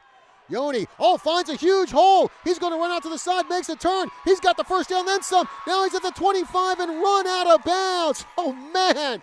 I'll tell you, you give Yoni just a little bit of running room, and he will take more than full advantage of that. Again, he broke containment again, like we've been talking about several times already.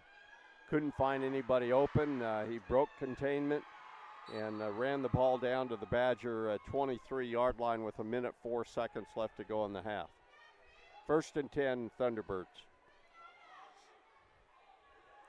And it looks like we're going to have 4 receivers deployed out to the far side for the Thunderbirds.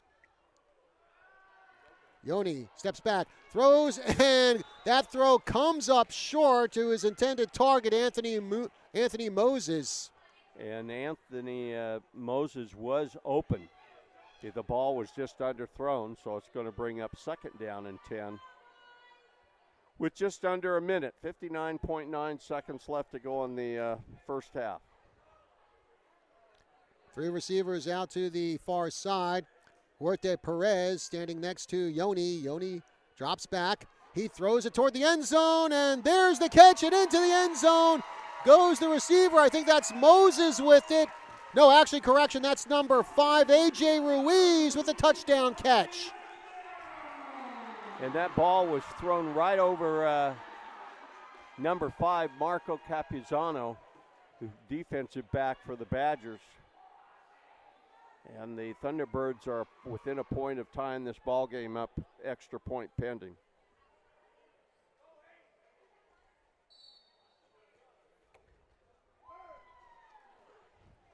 Ruiz, who got the touchdown pass, will now kick the extra point.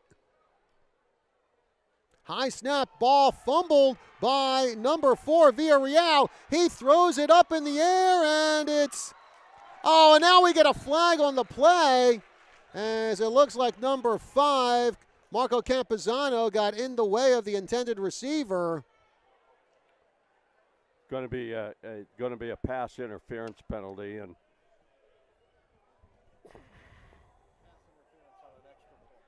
going to cause the ball to be put half the distance to the goal line. The ball's going to be put at the 1.5 yard line. Kelly, in all the years I've been watching football, I don't think I've ever seen a pass interference call in an extra point attempt. Yeah. All of us here, our boss Jason Zinzaletta also shaking his head. It's, what else is this game going to have tonight? Brother. So, now Thunderbirds will go for the extra point attempt again. I thought maybe they might go for 2, but it doesn't look like it. And there's the kick by Ruiz, and that one is good. So with 53 seconds left to go here in the second quarter, we're all tied up, 28-28. Let's take a 30-second break here on our broadcast of Prescott football. We'll be back with more right after this. Hi, this is Clark Tenney, Superintendent of Prescott Unified School District. PUSD students receive the educational foundation they need to do great things. Will your child be the next one of our 26,000 alumni who becomes an Arizona Supreme Court Justice, Attorney General, or President of the Arizona Senate? Will they become a business owner, doctor, nurse, attorney, engineer, or teacher? Whatever their dreams, our Prescott schools will help them get started. PUSD builds great leaders. Check us out at prescottschools.com. PUSD, where every child, every day matters. And we are back here at the Anderson Fieldhouse in Bullhead City. John Rust, Kelly Cordes, and Kelly's just turning into a really goofy game, you know? Yeah. Well, that last pass play was about a 30-yard pass play from Yoni to Alejandro Reese.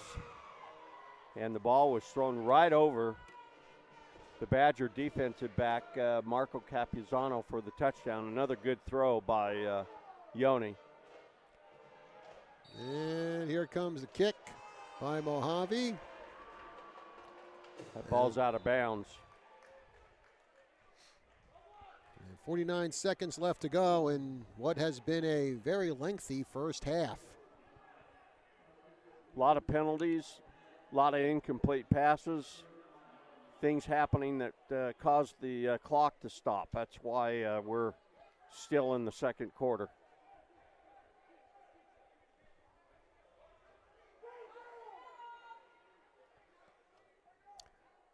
Meanwhile, back in Prescott Valley, it's halftime, and Bradshaw Mountain with a 28-6 lead over Flagstaff.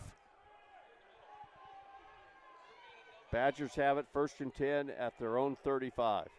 Trips out to the far side for Prescott. 49 seconds left to go for the Badgers to try to break the tie. Oh, jeez. Another false start.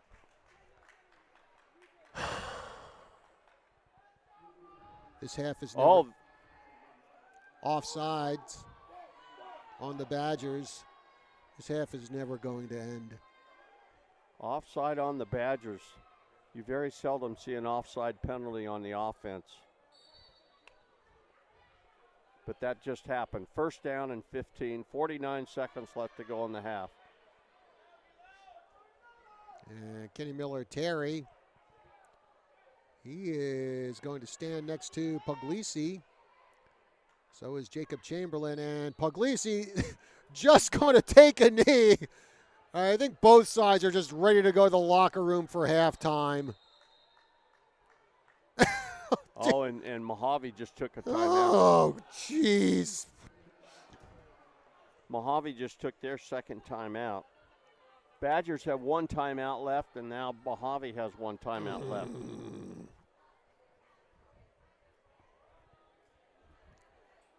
I think it'd just be good if both teams just go to the locker rooms and we just kind of hit the reset button on this game. Yeah. And of course, because Mojave won the toss at the beginning of the game, and they deferred.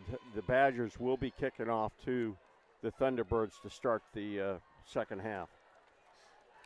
Now remember, folks, go over to our sports station, the team, 1450 AM KNOT, and we are going to have plenty of Major League Baseball playoff games there for you for the month of October.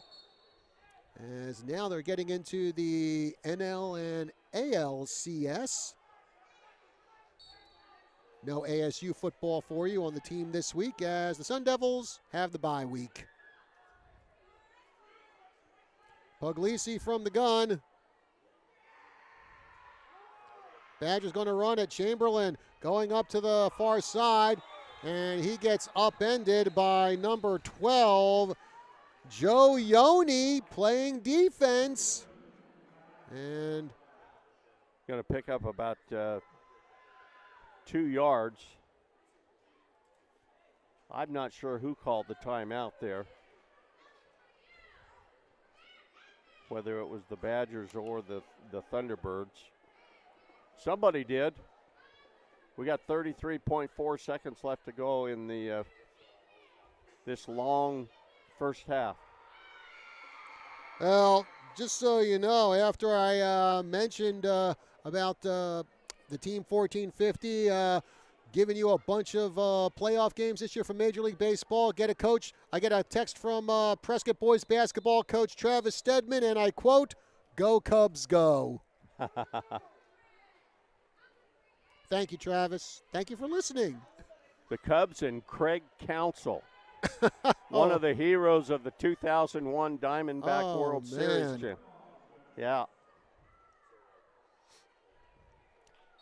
So 3rd and about 14 for Prescott. And it's going to be Chamberlain who gets taken down from behind after picking up just a couple yards, and now that's going to bring up 4th down for Prescott. I think that prior to that last play, I think Mojave called the timeout. Mm-hmm. The clock is running down. That'll be the last play of the half. And at long last, the half will come to an end. And I never thought I would say those words the way this first half has gone, but the clock actually hits 0, and we are finally in halftime. 28-28 the score between Prescott and Mojave. So we're going to take a break here, and we come back. It's going to be the halftime show. After this commercial break, we are going to have our senior spotlight with Gunnar Parra, linebacker extraordinaire for Prescott. Then we're going to hear from a couple members of the Prescott cross-country team. That'll be Conrad Kleinman and Audrey Delaney. So they'll give us a report on how things are going for the Badger cross-country team, who, in fact, they will be in action tomorrow. Badgers and Lady Badgers, they will be down at the Glendale Showcase. All right, folks, break time here. Halftime show here on KYCA, so we will be back with more from the Anderson Fieldhouse again after our halftime interviews. That's coming up soon, and we'll be back right after this.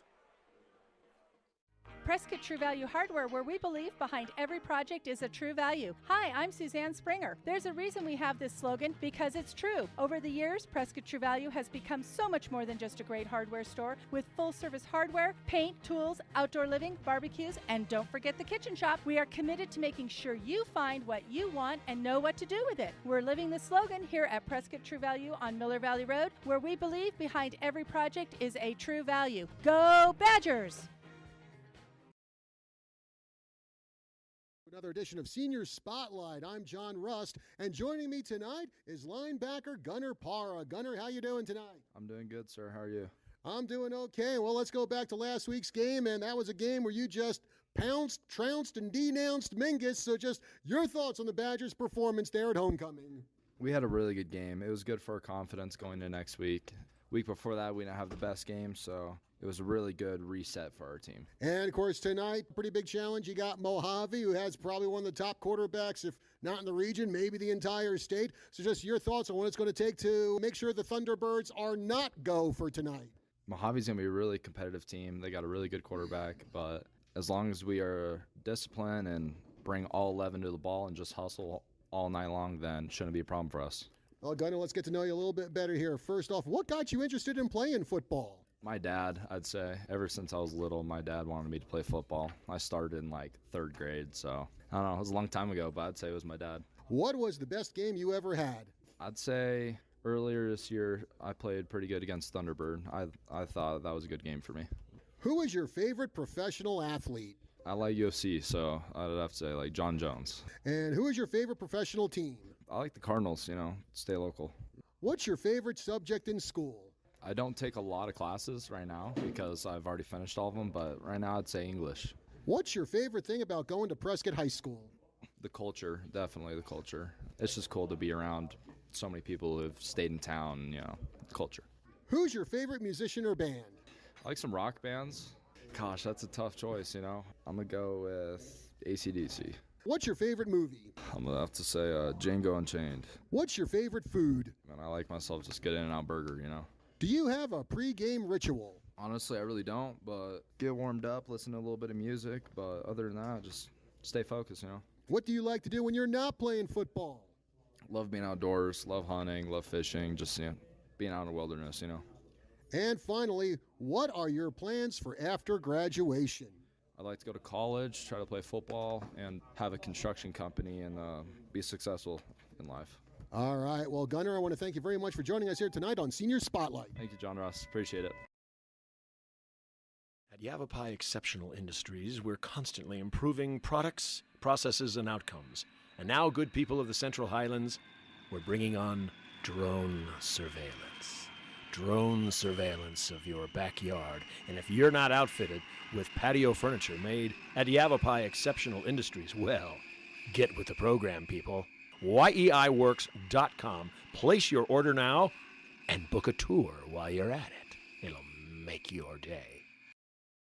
Halftime interview where we focus on one of the other sports teams at Prescott High School. And today we're focusing on the cross-country team. And from cross-country on the boys' side, I have Conrad Kleiman. From the girls' side, I have Audrey Delaney. Conrad, I'll start with you first of all. Thanks for being with us here on the halftime show. Yeah, no problem. So, Conrad, I know a little bit of a rebuilding year this year for Prescott, but now that you guys had a couple of months under your season and quite a few big invitationals, how do you feel things are looking for Prescott cross-country on the boys' side? Dude, we got a fast team. The freshmen especially, they've stepped up. Looks like we're going to be placed pretty well here coming up to the meets that actually matter in the latter part of the season. So we're on a good foot right now. So out of all the invitationals, all the meets you've been to so far, what would you say is probably the best one Prescott's had? Probably Twilight. I know for the boys, most of them PR'd, and I know for the girls as well, they all PR'd. It was pretty epic. Be out there watching them finish. It's a flat course, and it was some pretty nice weather too. So after the first 2 months of the season under your belt, what would you say are probably some of the biggest improvements you've seen on the boys' side? All of our freshmen, we came from kind of a base pretty low, but now we're aerobically we're running pretty well. We can pretty comfortably do a 5K with a nice race pace, and it's really nice to see these freshmen kind of come into full stride, and we're going to have a heck of a team for the next few years. And, well, we're just a few weeks away from sectionals and, of course, the state meet, and your thoughts on how you feel Prescott could do there? Well, we got a pretty dang good shot of getting into sectionals for sure, and our personal times are really good as well, so even if we don't make it as a team, we still got a really good shot of most of the boys making it as, individuals. All right. And now let's go over to the girls' side and Audrey Delaney. And Audrey, well, just your thoughts on after 2 months of action here, how the girls' side is looking. Also very good. Also, the freshmen have definitely been improving, and the upperclassmen are also doing pretty good as well.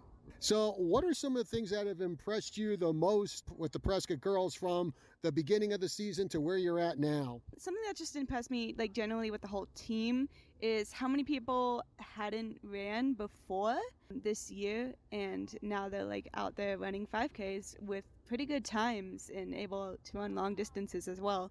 So that's pretty cool, just how much they've grown since the beginning of the season. So what do you think are some of the reasons why the girls' side has improved that much over the last couple months? I'd say we have a pretty good team. We're pretty encouraging. We like to encourage each other during races, And we work pretty hard during practices and during meets to just try to go faster and try to encourage one another to do the same.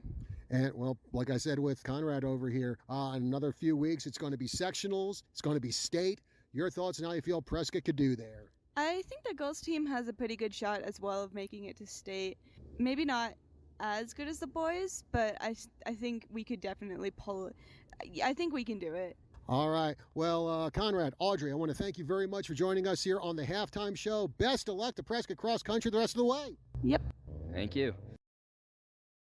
Badger time, folks. This is Steve Blair, Prescott High School alumni. I'm passionate about Badger football and the love of this great community. I'm also passionate about my business, Blind Brothers of Arizona, the Originals. I truly love making homes more beautiful with the best shutters, shades, and blinds. We come to you with samples and do all the measuring and installation ourselves. We've been around for 40 years, and your satisfaction is always guaranteed. So call us today for a free estimate, 776-1845. Blind Brothers Arizona, the Originals, with Arizona in our name. Go Badgers!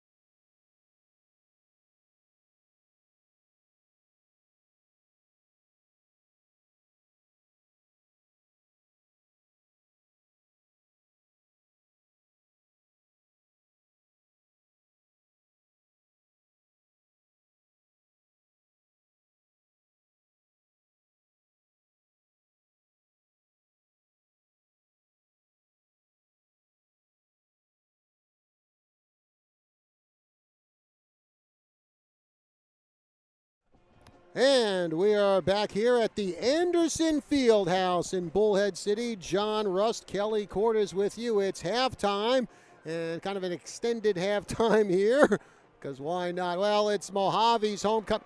What is this, Kelly? It's like the third week in a row that we've been to a homecoming. We were at Lee Williams a couple weeks ago. Last week, Prescott had their homecoming, and now tonight it's Mojave's homecoming. Well, anytime I guess we come to Mojave County, it's a homecoming. Yeah. Well, anyway, I want to thank Gunnar Para for being our senior spotlight tonight. Also want to thank Conrad Kleinman and Audrey Delaney from the Prescott Cross Country team for being on our halftime show as well and letting everyone know how things are going with the cross country team. Again, as I mentioned previously, they are down in Glendale tomorrow for the Glendale Showcase. Also, let's go to our Tri-City scoreboard. And we've got a few results to give you here. These games are in the third quarter now, and we have Bradshaw Mountain over Flagstaff by the score of 35-6. So, boy, oh boy, definitely a lopsided game there. Also, down in Phoenix, not a lopsided game, as Chino Valley has a 1-point lead over Brigade Catholic, 8-7 in that one. Also have a couple of volleyball scores to give you. Not a good night for our local teams on the volleyball court, as Ottawa defeating Embry-Riddle 3-0. Also earlier today in Ash Fork, in fact, we actually stopped in Ash Fork on our way over to Bullhead City, but Ash Fork with a 3-0 win over Mare. As halftime rolls on here, and folks, we are going to have a very busy weekend for you here on the team. 1450 AM KNOT, our all-sports station under the KYC umbrella. Tomorrow we've got the Major League Baseball playoffs, National League, at 10:30 in the morning. It's the Cubs versus the Brewers. Then at 3 p.m., we have the Dodgers versus the Phillies. That's tomorrow, the NLCS. Then on, that's the National League playoffs. Then on Sunday, We have both baseball and football for you on the Team 1450 AM KNOT starting at 6:15 in the morning. Why that early? Well, because this game is taking place in London, England. It's the Vikings versus the Browns.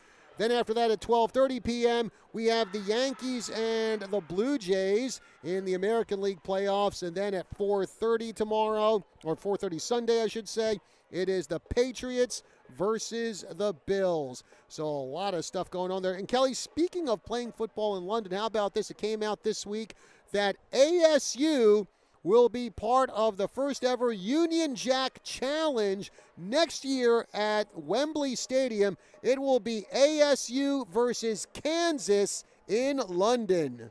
So the Sun Devils will start the year off playing a Big 12 conference foe then.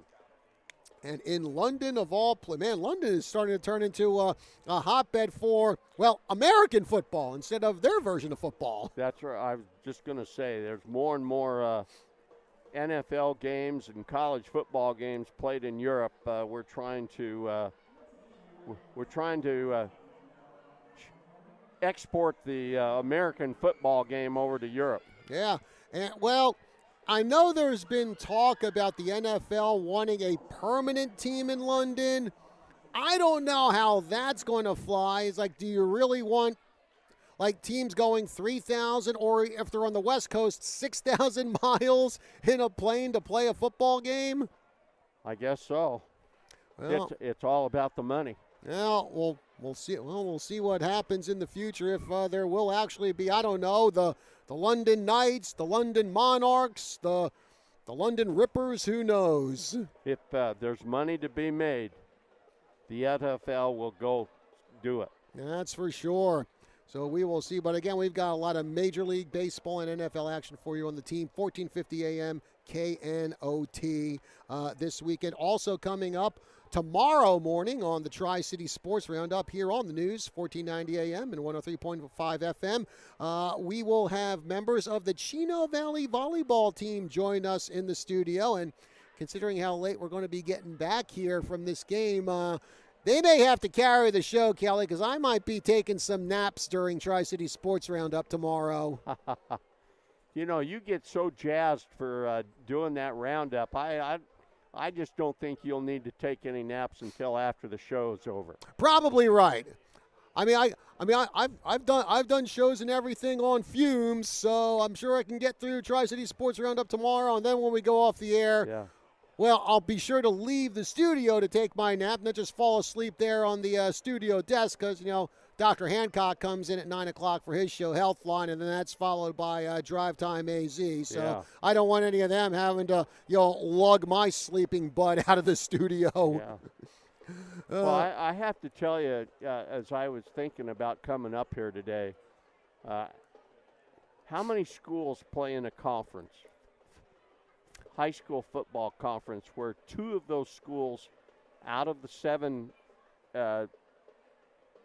conference teams, in this case region teams, play indoors? Yeah, probably. And in this state, probably not a lot. In fact, I can't think of any other teams in the entire state who play their games indoors. Well, I know Round Valley, they have an indoor facility too. There are only 3 high schools in the state of Arizona that play all their home games inside.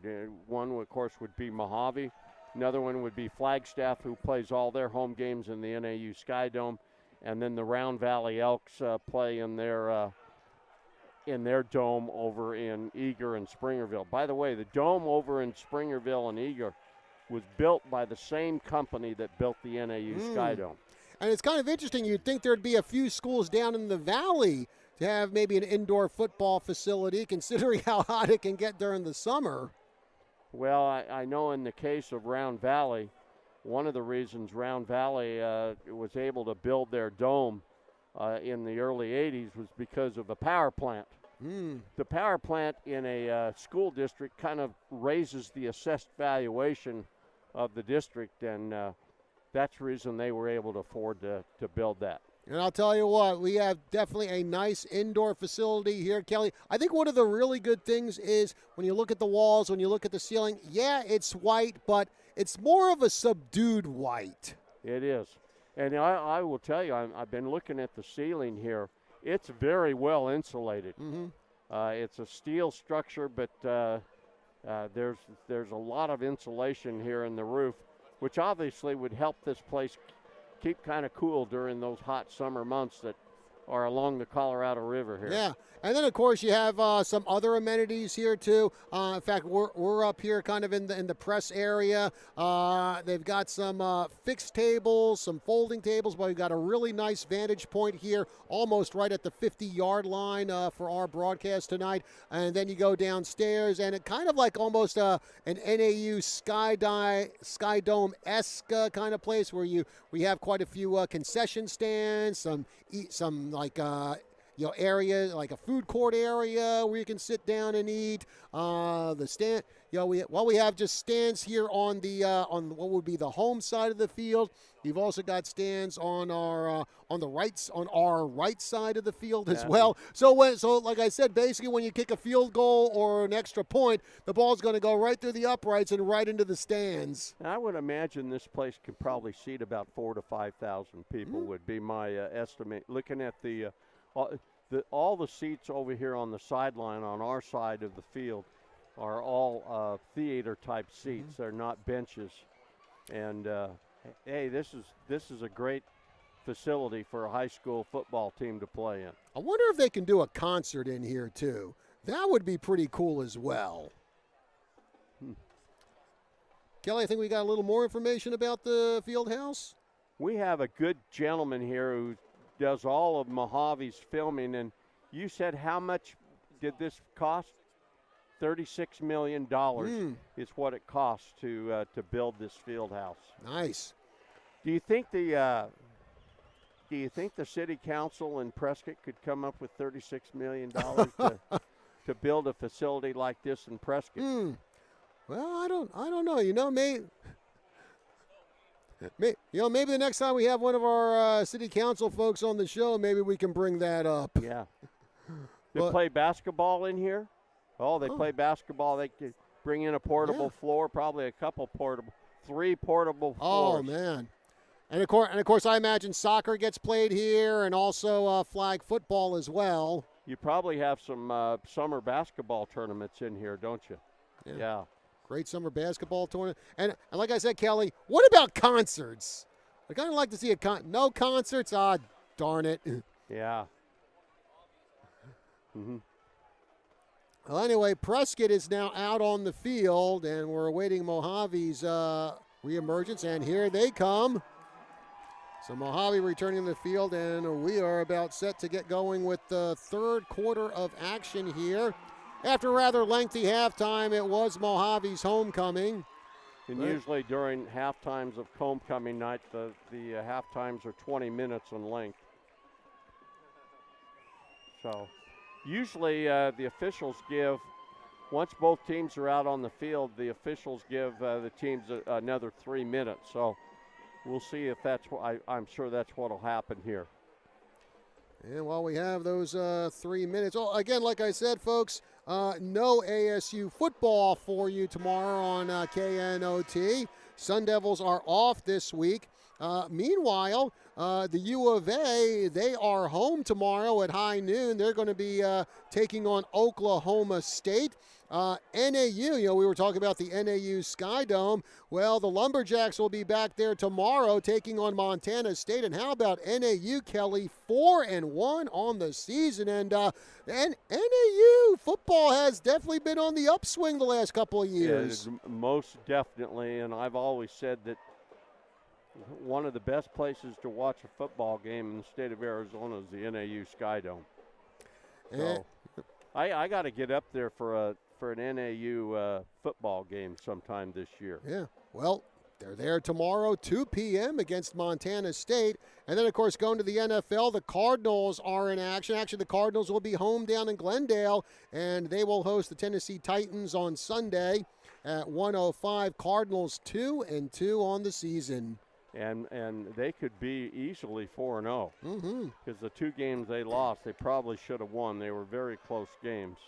And, going back, we were talking about ASU. Well, Kelly, the Prescott flag football team is going to be down at ASU next Thursday and Saturday, and they will be there for the Fiesta Bowl tournament, where you're going to have a whole bunch of flag football teams there competing. Lady Badgers, of course, coming off a 40-0 victory over Dysart the other night, on Thursday night. Well, they're going to be competing in that Fiesta Bowl tournament come next Thursday and Saturday. Prescott flag football undefeated so far this season, and they have yet to give up a single point in any of their games. You know, ever since the girls flag football program started at Prescott High School, it's been pretty successful.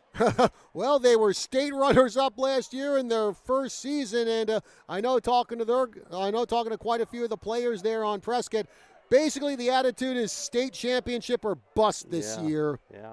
And speaking of good teams, the Prescott volleyball team, they actually suffered their first PowerPoint match loss Wednesday against Flagstaff. Till then, unbeaten in their PowerPoint games. The boys and girls golf teams, they've been doing very well. The girls swim team, they've been racking up wins. The Prescott badminton team, undefeated so far this season. So Kelly, just a lot of really, really highly successful teams at Prescott in the fall season. Hey, we're about ready to start this second half here, and the Badgers are kicking off to Mojave. Badgers going from our left to our right. And would it be too much for me to say the team that makes the fewest mistakes in this half will win the game? Well, let's hope that there are a few mistakes, because it was just a penalty fest in the first half. And let's hope the Yellow Hankies don't see a lot of action here in the second half. That would make me very happy. Well, both teams need to be better disciplined and cause those Hankies to stay in the pockets of the officials. So here we go, ready with the third quarter of action here at the Anderson Auto Group Fieldhouse in Bullhead City, which is also the home of River Valley High School football. Costas kicks it off. We're underway with the second half. Upman takes the ball. Oh, and a huge grappling hit by Menno Dow. Dow looked like he leapt on top of the return man and brought him down. And it looked like that was number 26, David Zendejas, who carried the ball. Menno Dow, like I said, he like just pounced on him and took him down. Yeah, good football hit. The Thunderbirds will start at their own 18-yard line. And let's see if the Badger defense can be better than what they did in the first half and be able to stop the Thunderbirds. Yoni going to get sacked, and he loses the ball, but I think they said Yoni was down after that ball came out. But a big sack, and it looks like it's Gunnar Para who got it. I think Gunnar and I believe Rutger Funk teamed up on that sack. And Yoni is getting up slow. He's kind of rubbing his neck right now. Oh, boy. And the little, and look, it looks like he might have hit his head on the turf. And by the way, that is the first sack of the night on Yoni. So it looks like it's going to be Para and Funk getting credit for that sack. First and long now. Yoni with the throw and misses his intended receiver, number 6, Jacob Rivas. And again, like I said, Yoni a little slow to get up, and it looked like he kind of conked his forehead on the turf. Jason Zenzaletta is correct. He did hit his head on the turf as he was being tackled, being sacked. So it's actually third and we're gonna call it 3rd and 18. Ball sitting at the Mojave 10-yard line. So Yoni with trips out to the far side. He backs up. Now in the end zone. He throws that ball downfield. Yeah, I thought we were going to get pass interference there. It looked like Noble Ortega had hold of the intended receiver there, and that was Villarreal. Going to be a 15-yard penalty against the Badgers and an automatic first down for the Thunderbirds. Well, already the penalties have started. But that was definitely pass interference. So can't complain too much on that. You know, it's not going to be a first down. It's going to be third down again, and it's going to be 3rd and 4. The ball sitting at the Mojave 24. So Yoni hands off the ball. There goes the run by Huerta Perez, and now Perez going to pick up the first down. He got a nice gap there by that big, beefy offensive line of Mojave. Ran off tackle on the left side. Picked up about 8-9 yards. Going to bring up 1st and 10 for the Thunderbirds. The ball sitting at their own 34. Just underway here with the third quarter. We're all tied up at 28 between Mojave and Prescott. Trips out to the far side. Yoni drops back, throws and overthrows his receiver, Marentes. That ball sailed about a foot or so over his head. By the way, number 79, Blake McGlory, was really putting pressure on the Thunderbird quarterback. Yeah, Blake McGlory, definitely not someone you want in your grill. McGlory, one of the biggest guys on that line for Prescott. McGlory going about 6'5" and 315 pounds. An all-region honorable mention last year as a sophomore. Yoni steps back, looking. Now throws it downfield. No dice. Good double coverage there on the Mojave receiver, who is still down. I think that might be number 5, A.J. Ruiz. Ruiz got sandwiched between a couple of Badger defenders. It is number 5. You are correct. Alejandro Reese. He is being helped up. And it looks like he's going to get helped off the field as well. So hopefully he will be all right. Hopefully we'll see him back in the game later on as he gets a round of applause. Incomplete pass. It will bring up 3rd and 10 for the Thunderbirds. Again, the ball sitting at their own 34-yard line. Hopefully all it is that he got the wind knocked out of him. He's being helped off by a couple of his teammates. He is walking kind of in a gingerly mode.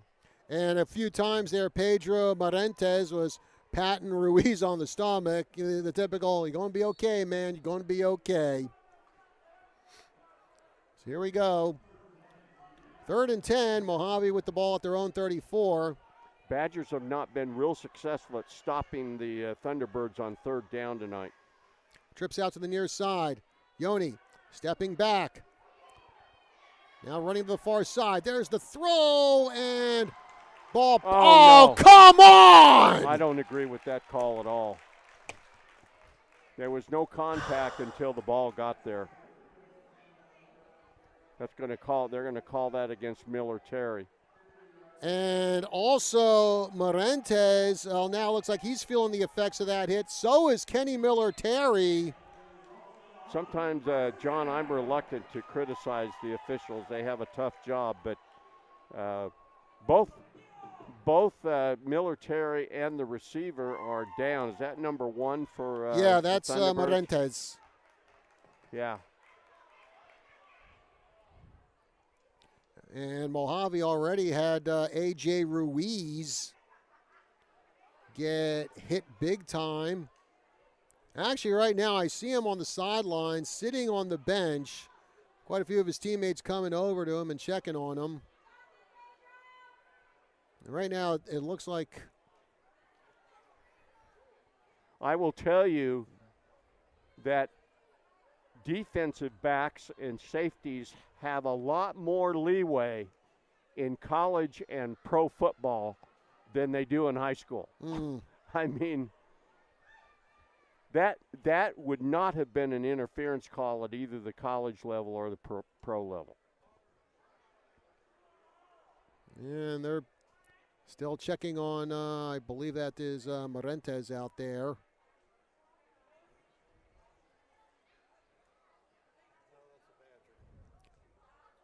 Well, actually, I think that is Kenny Miller-Terry. It's kind of hard to tell because that player is surrounded by coaches and training staff. When play resumes, 10:19 left to go in the third quarter, it is going to be 1st and 10 Mojave at their own 49-yard line.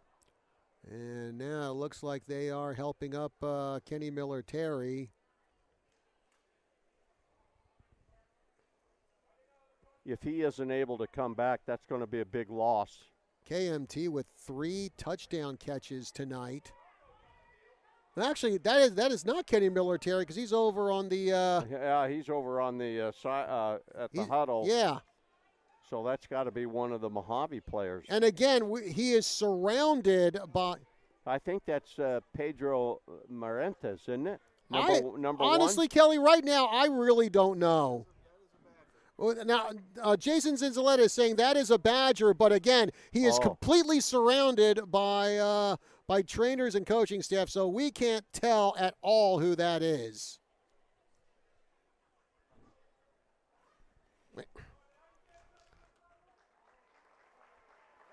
No, okay, folks, we apologize. It was really hard to figure out who was down there. That's actually Marentes. Yeah, number 1. Yeah.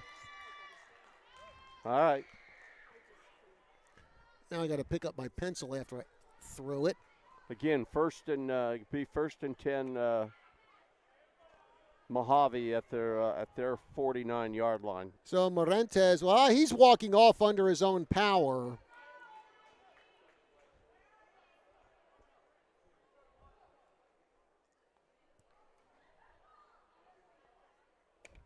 This game might be over by 11 o'clock tonight. I'm not going to hold my breath on that.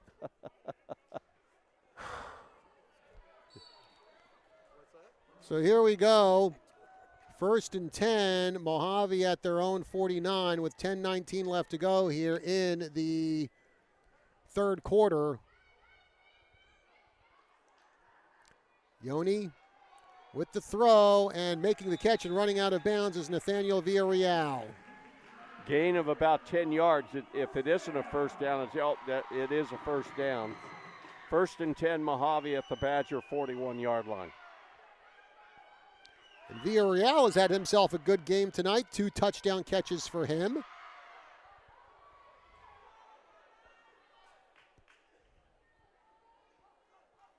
Yoni drops back. Now throws it to the far side. It is caught again by Villarreal, and Villarreal run out of bounds. Number 22, Elliott Whalen.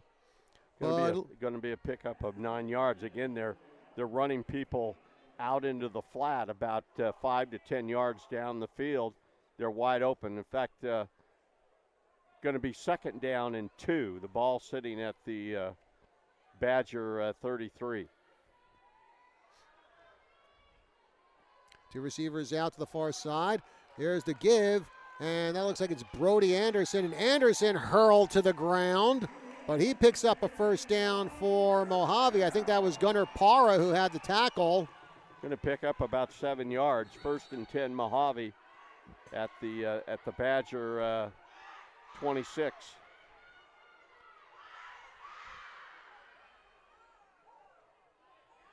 Trips out to the far side. Yoni with the throw, and there's the catch. And off to the races is Marentes, and looks like Marentes has himself a first down as he gets past the 15-yard line. Sent 3 wide receivers out to the right. Marentes just broke inside, caught the pass, and went on down the field. 1st and 10 Thunderbirds. And now Yoni with the throw. There's the catch. And the receiver diving toward the end zone. Does he get in there? No, going to be stopped at the 1. Going to be 1st and goal at the 1. And speaking of 1, that was number 1, Marentes with the throw. About a 14-yard gain. And a quarterback keeper attempt. Oh, no, and going out to the side is Yoni, and Yoni with a nice sweep to the left gets in the end zone for the touchdown. And boy, oh boy, Mojave, it was just kind of a hurry-up offense there. Yeah, they didn't want the Badgers to get set. And so basically the Thunderbirds take the opening drive about 75 yards down the field for the score. And actually, it's A.J. Ruiz in to kick it, so good to see him back in the game. And that kick is up, and it is good by Ruiz.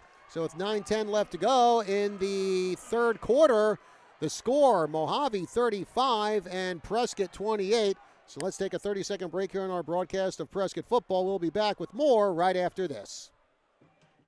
Exceptional Community Hospital Prescott is now open. Prescott's newest state-of-the-art hospital provides 24/7 emergency care, featuring private, spacious inpatient rooms and on-site radiology, lab, and pharmacy services. We accept all insurance plans and honor in-network benefits for emergency care. With minimal to no ER wait times, you can trust us to deliver the exceptional care you deserve. Exceptional Community Hospital Prescott is located at 4822 State Highway 69. Learn more at www.ehc24.com.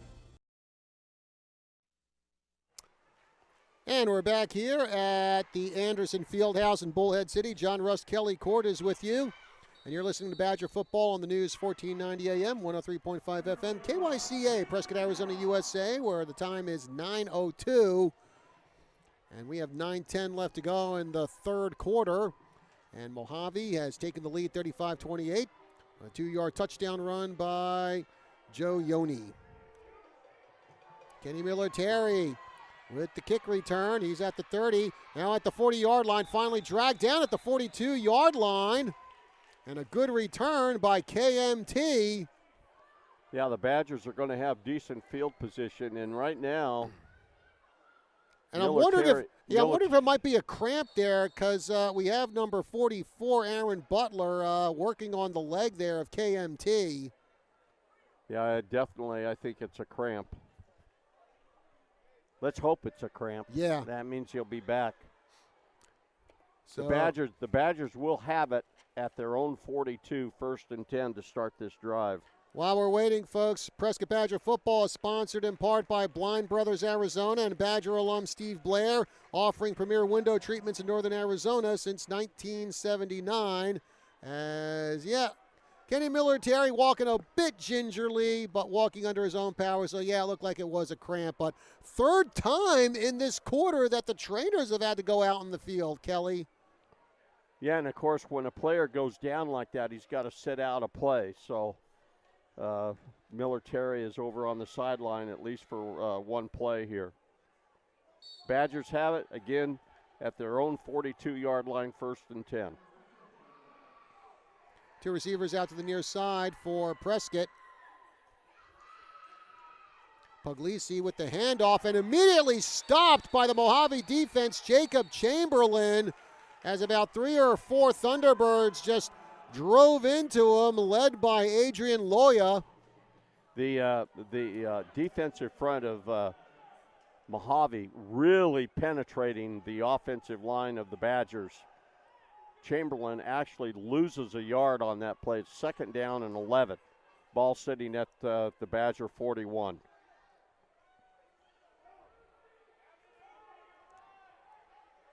Puglisi with backs to either side of him. 2 receivers out to the near side as the Badgers move left to right across your radio dial. There's a handoff to Braylon Johnson. He's going to the far side. He makes a turn, still on his feet, and then brought down. And I think Johnson might have gotten up to the original line of scrimmage. Noah Anaya really made a good tackle on Braylon Johnson. Johnson was only able to pick up 1 yard. Badgers are back to the original line of scrimmage on this series of downs.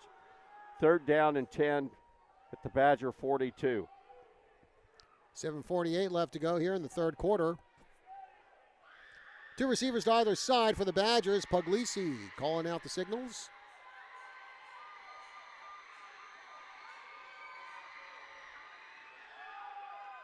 Throws it right down the middle, and it's caught right at the 50-yard line by Nick Phillips, but that is going to be way shy of a 1st down. Going to be 3 yards short. Going to be interesting to see if the Badgers go ahead and go for this. You know, in football, John, people are going for it more on fourth down than ever, I think, at every level in football. And that's exactly what's going on. The Gio Polizzi is over at the sideline checking with the coaching staff. Let's see what happens. Well, I'll tell you this, Kelly. Certainly makes the game exciting when they do that. Yeah. Obviously, if the Badgers fail, it's going to give – they're going to have to call a timeout. Yeah. Badgers just called a timeout. Yeah, it looked like there was a little mix-up with some of the personnel assignments there. And while we have this timeout, good chance to remind you that Prescott Badger football is sponsored in part tonight by Exceptional Community Hospital, Prescott's newest state-of-the-art hospital and 24/7 emergency service on Highway 69. Your community, your hospital. Also, tonight's Badger game brought to you in part by Olson's for Healthy Animals, where good enough just isn't, with locations in Prescott, Chino, Dewey, Flagstaff, and the Verde Valley. 35-28 our score. Mojave on top with 6:48 left to go here in the third quarter.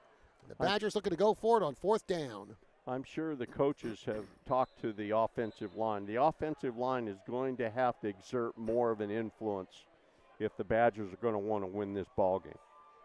Yeah, you look at some of the rushing yards tonight for Prescott. Braylon Johnson just 17 yards on the ground. Jacob Chamberlain just 50. Chambo had over 200 last week against Mingus.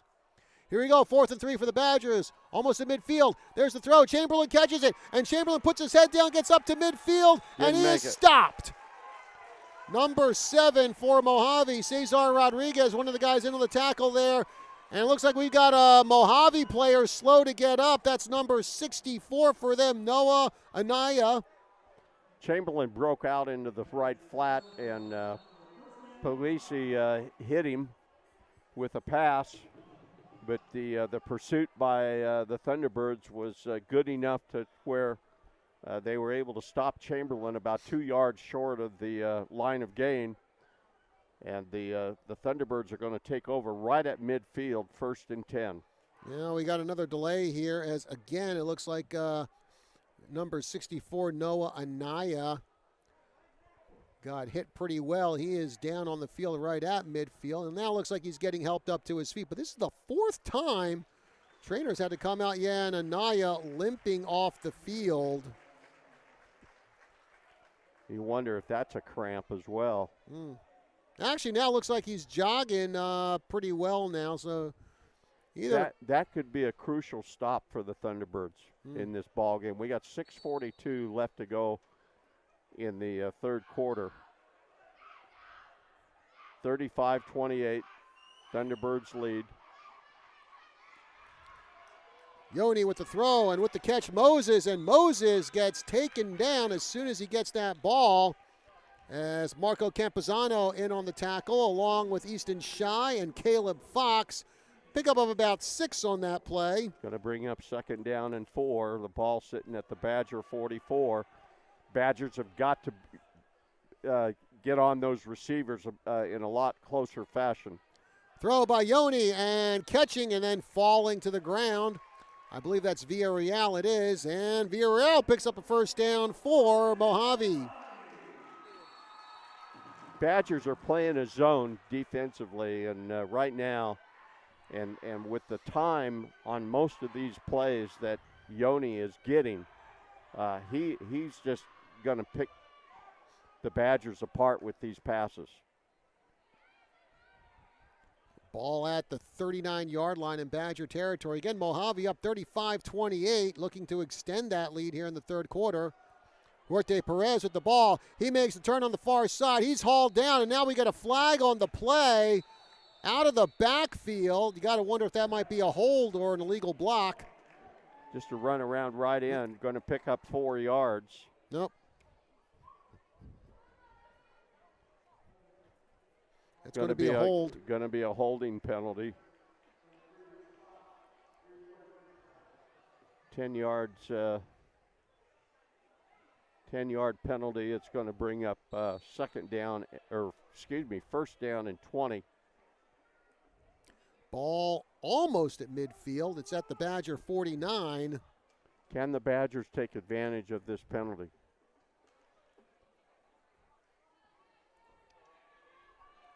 So we got two receivers to either side for the Thunderbirds.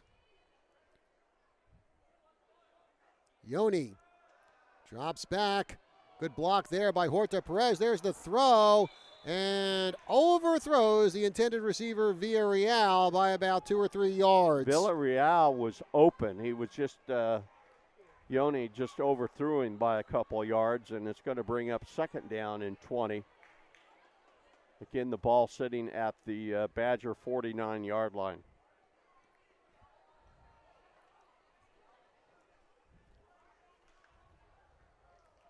.5:12 left to go here in the third quarter.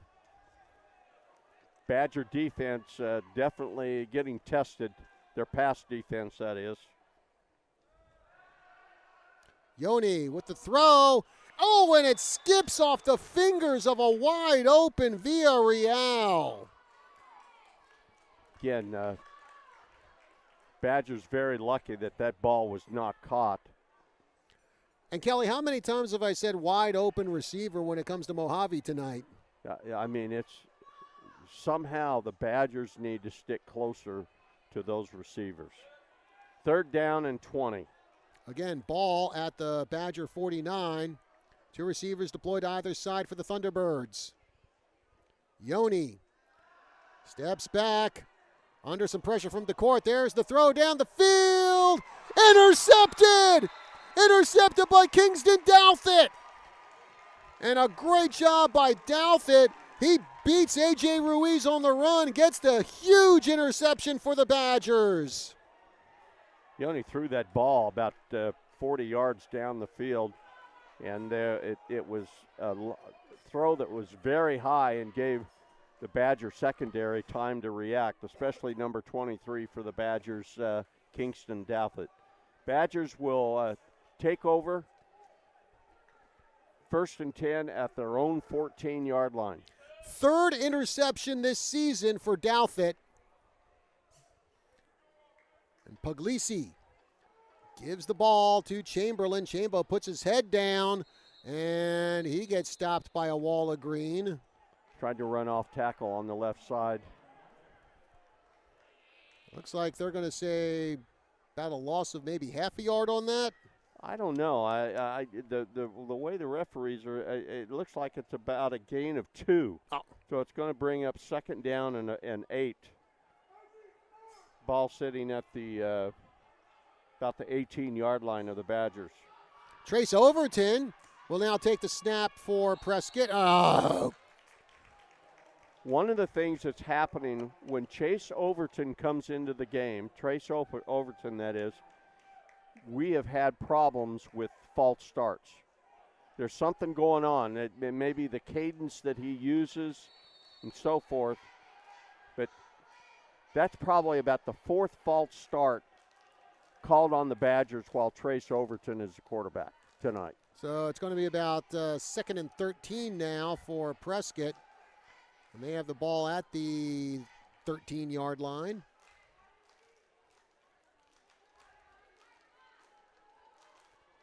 Overton keeps the ball. Short throw out to Sean Kidd. He breaks off one tackle and gets up to the 20-yard line.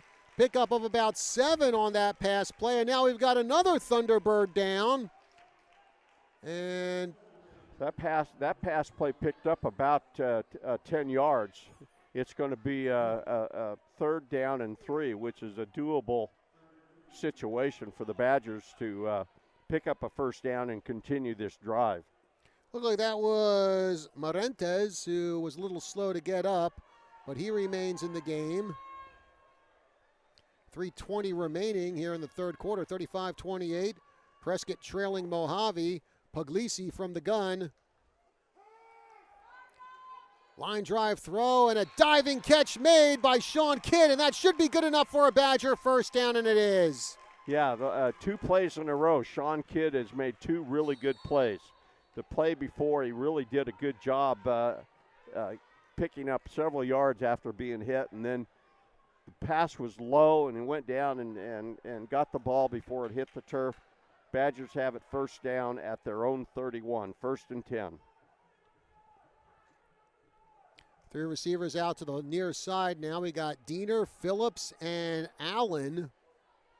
Sean Kidd out to the far side.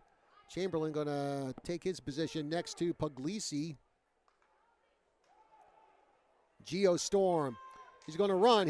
And I don't know where he was throwing that one to. I think it was almost like he tried to throw it to Dante DeCord, who I believe would be an ineligible receiver. And now we got a flag on the play. Yeah, it's going to be there was no receiver in the area. Yep, intentional grounding. And that should also be a loss of down too, Kelly. Should be. Yep, going to be 3rd down and about 15. Well, the chain gang still has its 2nd down. Well, let's hope for the Badgers' sake that remains. Mm-hmm.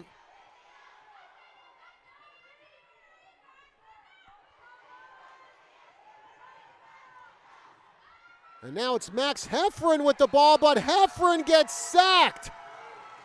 Heffron getting sacked, and I believe that's number 8, the Deuce, Maurice Linton, who picks up the sack on James Heffron, his first action tonight.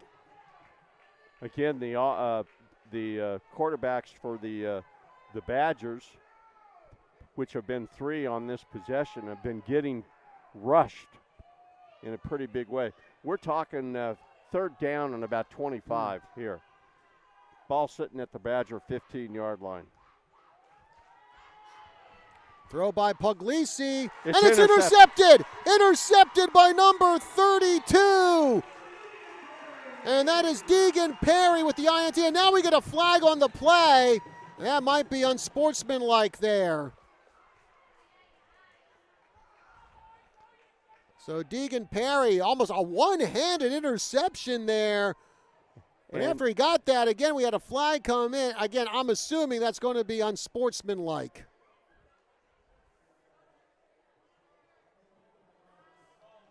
Oh, it's going to be the unsportsmanlike penalty against Mojave. By the way, the quarterback that threw the interception on that play was Gio Puglisi. So they're going to mark off the penalty, and they're going to take this ball, let's see, all the way back to the 30-yard line. Yeah, 15-yard penalty from the previous line of scrimmage. So the Thunderbirds will have it at the Badger 30-yard line, 1st and 10, with 1:39 left to go in the 3rd quarter.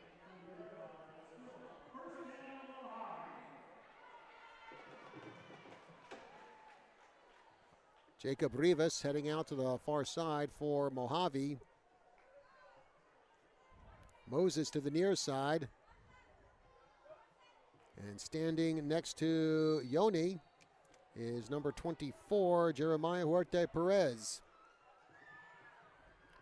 Yoni hurls that one toward the end zone and almost intercepted. Kingston Douthit and Noble Ortega. I think they both had hands on the ball but couldn't reel it in. Either way, they do break up what could have been a touchdown pass. Yeah, the ball was thrown about 40 yards into the right at the goal line, and fortunately it was incomplete. Good Badger pass defense. Yoni steps back, line drive throw, and that sails over the head of his intended receiver, Villarreal. That's going to bring up 3rd and 10 now for Mojave from the Badger 30-yard line with $1:28 left to go in the 3rd quarter. Miscania Robles did a good job defending against that pass. So it's going to be 3rd down and 10. Again, the ball at the Badger 30-yard line. There have been a lot of 3rd downs tonight in which the Thunderbirds have converted into 1st downs. Well, can they do it again, or can the Badgers stop them? We will find out. Mojave up 35-28. Oh! Well, looks like we're going to get a false start here, and that one was, false start against Mojave. False start against Mojave. somebody moved on the offensive line, which drew a couple Badgers across the line. So it's going to bring up 3rd and 15. Now the ball's sitting at the Badger 35. And the penalties just keep piling up here in this game. Yoni takes a couple steps back, throws the ball, and it's going to be pass interference down there. And Campuzano looks like it's going to get called on him. He had a hold of the receiver going down the sideline pretty much the whole way. How many pass interference calls have we had in this game tonight, Kelly? Boy, probably 7 or 8 at least. I think a couple of them were kind of questionable, too. Here again, we have a 3rd down converted into a 1st down because of a penalty. 1st and 10, Thunderbirds at the Badger 20. Minute 22 left to go here in the 3rd quarter.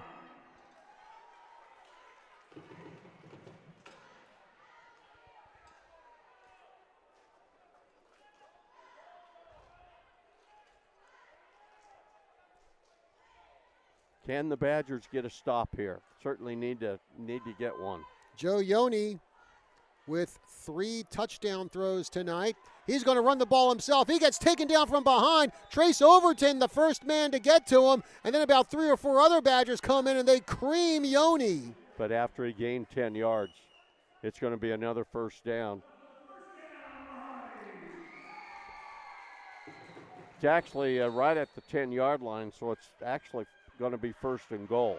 Final minute of play here in the 3rd quarter. Yoni from the gun. Throws right down the middle. Ball almost picked off by Noble Ortega. That lands behind the end zone. Incomplete pass. We're going to bring up 2nd down. 2nd and 10.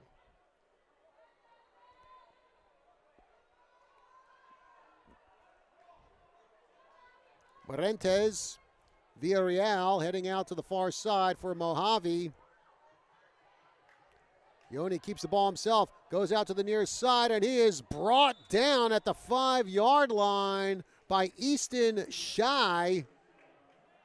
Actually going to pick up 4 yards. The ball's going to be placed at the 6-yard line where it's going to be 3rd and goal. And we're coming down to the final 20 seconds of the quarter here.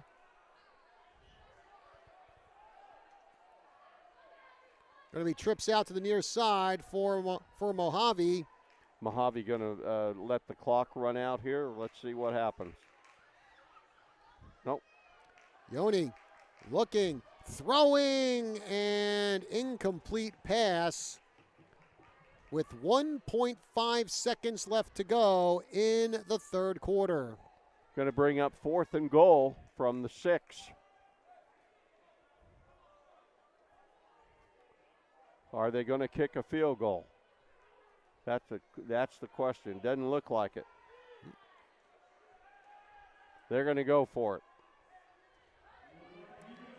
Coach Olvera, Coach O.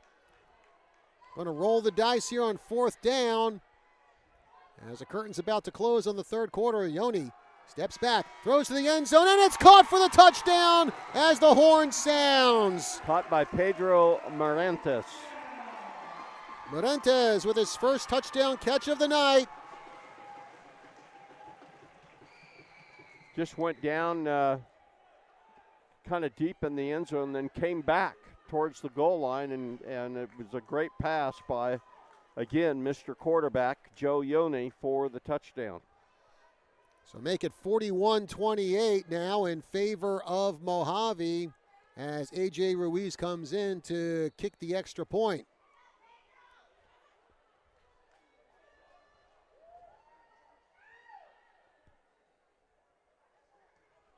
Kick is up. It is good.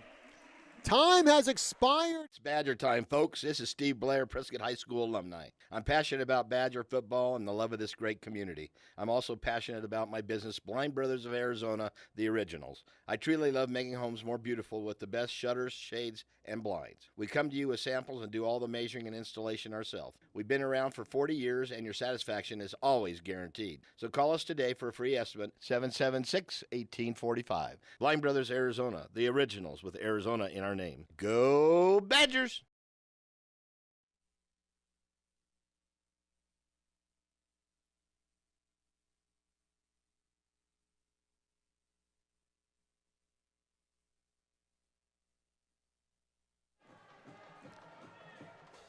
And here we are in the fourth quarter. John Rust, Kelly Court is with you. Just as the clock hit 0, Joe Yoni with his fourth touchdown throw tonight for the Thunderbirds. This one he gets to Pedro Marentes.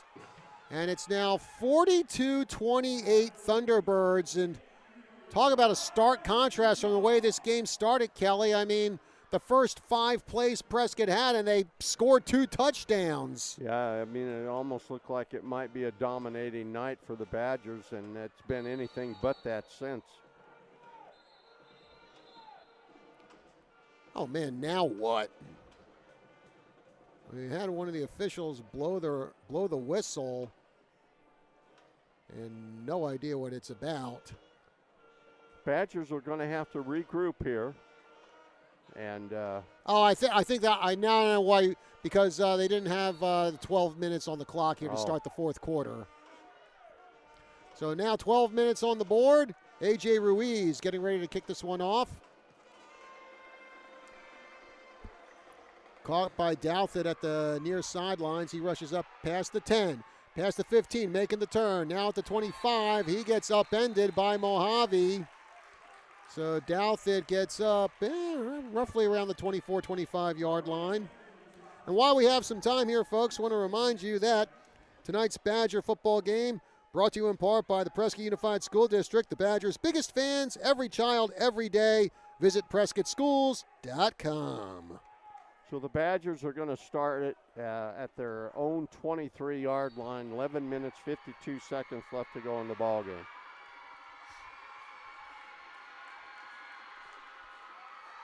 Puglisi hands that one off to Chamberlain. Chamberlain breaks free from a couple of tackles. Chamberlain gets to the first down, and Chamberlain gets up to the 39-yard line. Great run there by Chambo. Went off tackle on the right side, and he got hit several times and just kept the legs going, and ends up advancing the ball out to the Badger 39-yard line, 1st and 10. Pancake Posse giving Chamberlain some good running room there. 2 receivers deployed to either side. Puglisi, short throw. I think that one was tipped by a Mojave player and almost intercepted. Going to be 2nd and 10. The Badgers are very fortunate that after that ball was deflected that one of the defensive backs for the Thunderbirds almost came up with that ball.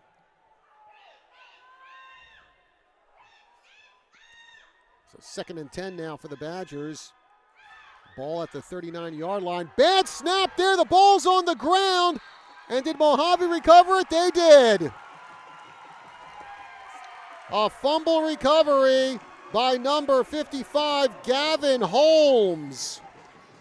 And what we say at the half, whoever makes the fewest mistakes is going to win the ball game. Again, that was a bad snap that just kind of bounced across the ground. Puglisi couldn't get a hold of it. And Gavin Holmes takes full advantage of it, comes up with the fumble recovery, and now Mojave has the ball in Badger territory at the 35-yard line. Wow. See if the Badgers can get a stop here.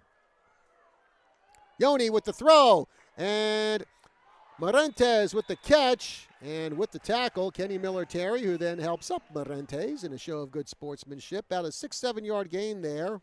Going to bring up 2nd down and 4. The ball sitting at the Badger 29. Again, As long as the Badgers are going to let those receivers go out into the flat and catch passes 5-6 yards down the field, the Thunderbirds are going to keep moving the ball down the field. 3 receivers out to the far side for Mojave.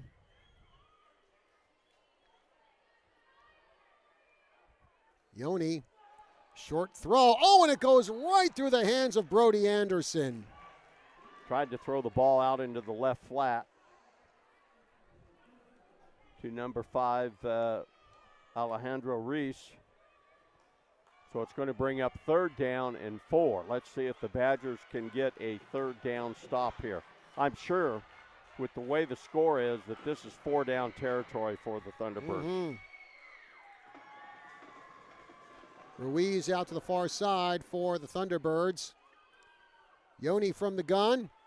There's the handoff to the running back, Brody Anderson. Anderson takes it up to the 25-yard line, and that should be good enough for a 1st down for the Thunderbirds. It is. By the way, folks, I want to remind you that Badger football is sponsored in part by Blind Brothers Arizona and Badger alum Steve Blair, offering premier window treatments in northern Arizona since 1979. Pick up a 5 on that play. 1st and 10, Thunderbirds at the Badger 24. Ruiz and Deacon Perry out to the far side for Mojave. 2 receivers out to the near side. Marentes and Villarreal. Yoni going to hand that one off to Anderson. Anderson finds a little gap, spins off a couple tackles, still on his feet, keeps those legs going, and gets close to the 15-yard line. Big gain there by number 20, Brody Anderson. Going to pick up about 8 yards. Actually, 7 yards. Going to bring up 2nd down and 3. Ball sitting at actually in between the 22 and 23-yard lines of Prescott. And I imagine Mojave going to start taking their own sweet time here and trying to run some time off the clock. Down to 9:20 left to go in the 4th quarter. 42-28, Thunderbirds over the Badgers. Here's the give. Jorge Perez gets the ball, goes up to about the 15-yard line, and actually just shy of the 15-yard line. So number 24, Jeremiah Huerte Perez, short of a 1st down. Pickup of a couple yards. It's going to be about 3rd and a yard and a half. Again, the ball in between the Badger 21 and 22-yard line. Oh, they're placing the ball right at the 21.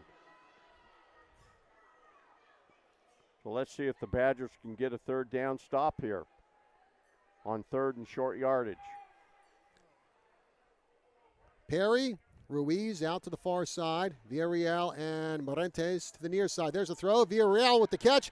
Villarreal spins off one tackle. He's forced out of bounds. I don't think he got the 1st down there. No, he didn't. Threw the ball out in the flat. Very good play by number 25 on the for the Badgers, Biscana Robles. And it's going to bring up 4th and 1. Can the Badgers get a 4th down stop? Obviously, the Thunderbirds are going for it. Yoni gets it over to Jorge Perez, and looks like he got a good push from his offensive line. Or did he? Did he get the 1st down? He sure did. Yep. Picked up a couple, 2 yards, enough to pick up the 1st down. 1st and 10. 1st and 10, Mojave. The ball sitting at the Badger 14-yard line with 8:50 and counting. Jeremiah Jorge Perez keeps this drive alive for the Thunderbirds. And you're right, John. They're taking their time. 8 minutes left to go here in the 4th quarter. Yoni fakes the give, keeps it himself, goes out to the near side, making the turn, and grabbed and flipped over by number 25, Robles. And now we're going to get a flag on the play. I'm wondering if there's a face mask on the play. So there's, I don't know, the 200th penalty in this game, it seems like. Picked up 8 yards on the play as he just took the ball. The quarterback just took the, Yoni just took the ball Oh, it's holding against Mojave. Mojave. And Pedro Morentes, arms out to his side like, what, are you kidding me? Obviously, the penalty is marked off from the spot of the foul. So it's going to be first down again. The ball back at the Badger. It looks about the 18-yard line. 18-yard line, yep. 7.5 minutes remaining here in the fourth quarter. Mojave up 42-28. And again, they're not going to be in any rush to get up to the line of scrimmage. They want to try to bleed as much clock off as possible. Yoni throwing. Villarreal catching and stepping out of bounds at the 3-yard line. There was a mix-up in the Badger defensive backfield. People did not get over in time to pick up Nathaniel Villarreal. He catches the pass. It's now 2nd and about 1 at the Badger 5. And there's a run by Huarte Perez, and he gets manhandled there by Easton Shy, just short of the goal line, but that is going to be enough for a first down. Going to be 1st and goal at the 3. Yoni gets the ball, gives it to Huarte Perez. He finds a gap up the left side, and he scoots in for the touchdown.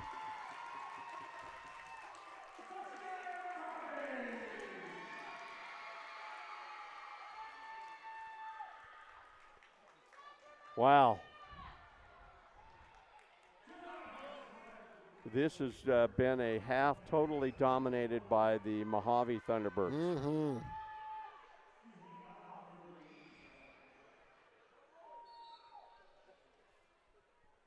(48-28) now, pending the extra point. Ruiz.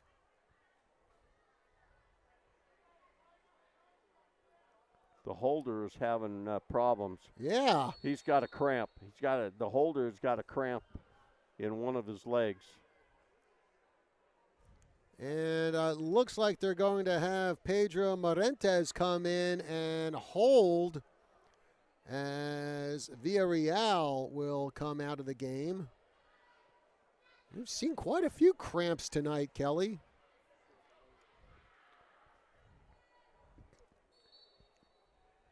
So new holder, Morentes. Here's a snap. Kick is up, and it's good. Under 7 minutes left to go here in regulation. Our score from Bullhead City, Mojave 49, Prescott 28. Let's take a 30-second break here on our broadcast of Prescott football. We'll be back with more right after this.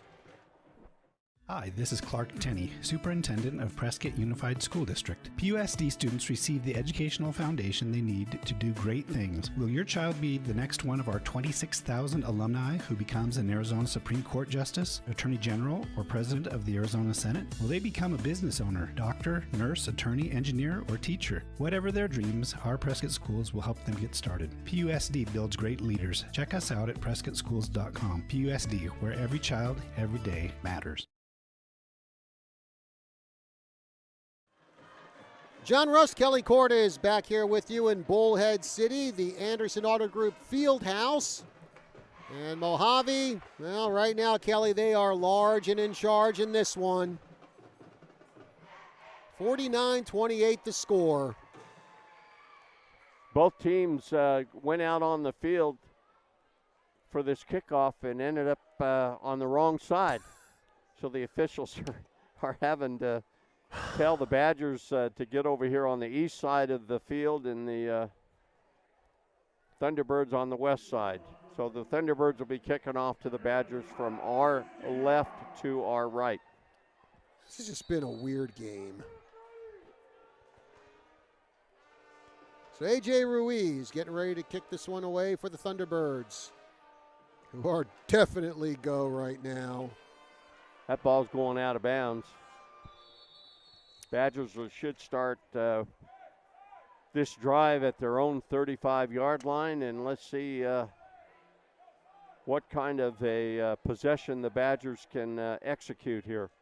Hey, folks, I want to remind you that tonight's Badger football game sponsored in part by Exceptional Community Hospital, Prescott's newest state-of-the-art hospital and 24/7 emergency service at Highway 69. Your community, your hospital. And we want to thank all of our Badger sponsors. Without them, we would not be able to bring you tonight's game.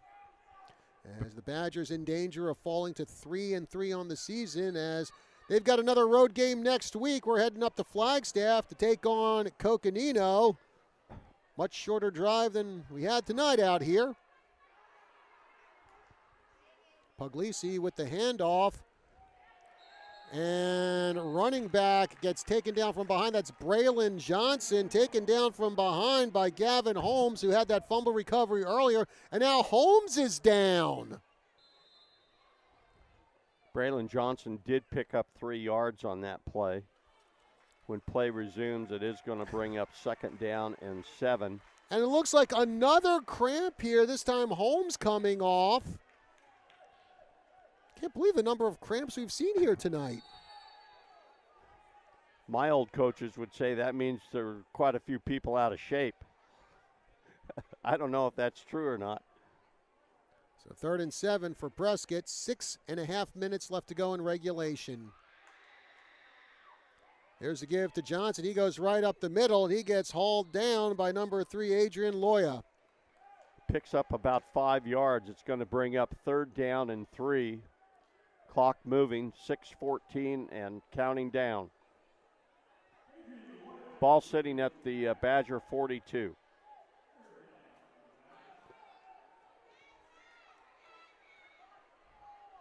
Sean Kidd heading out to the near side for Prescott. 2 receivers out to the far side. Badgers moving right to left across your radio dial or your screen, depending on how you're following us.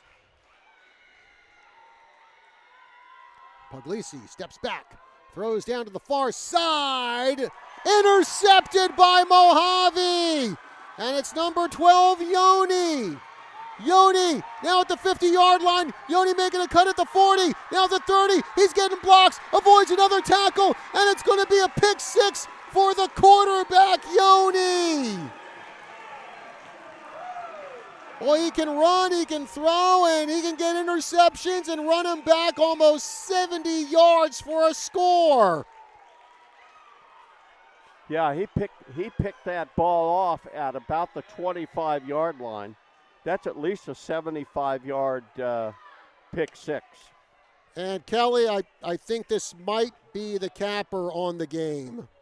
Oh, I thought the last touchdown was the capper on the game, but I mean, we only have 5.5 minutes left to go in the game.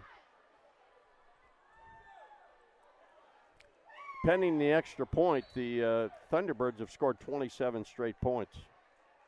Ruiz getting ready for the PAT. Oh, bad snap. They're going to try to run it in for 2. And, oh, man. And a big hit there on Marentes. So no PAT and no 2-point conversion still. About a 75-yard pick 6 for Joe Yoni. And that makes it 55-28 Mojave. 5:28 left to go here in the 4th quarter. We'll be back with more right after this. This is Steve Sishka with Olson's for Healthy Animals. Trust is a word that is rarely applied to certain areas of our society, nationally and locally. I'm sure you know what I mean. However, trust is what people do have when they vote a business the best of. Olson's has been voted the best of by the readers of not 1, but 2 trusted media sources, the Daily Courier and Prescott Living in 2024. Both were for the best pet supply. There's a reason why our motto is good enough just isn't. We don't take you for granted. We're proud to constantly earn your business.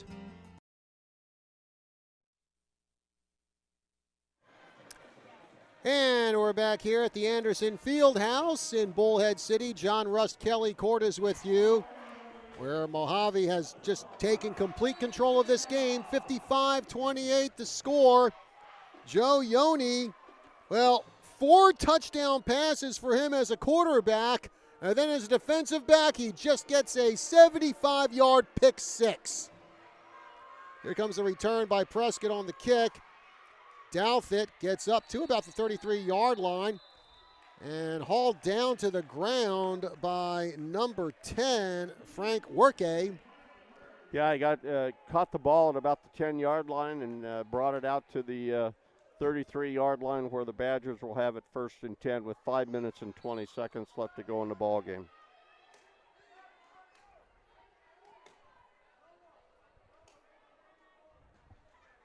James Heffron is in at quarterback. I really think that on that last series that Gio Puglisi might have re-injured a little bit that prior injury I know it's bobble on the snap, but Heffron falls on the ball.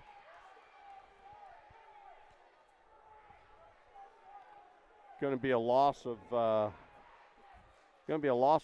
It's going to bring up 2nd down and 15.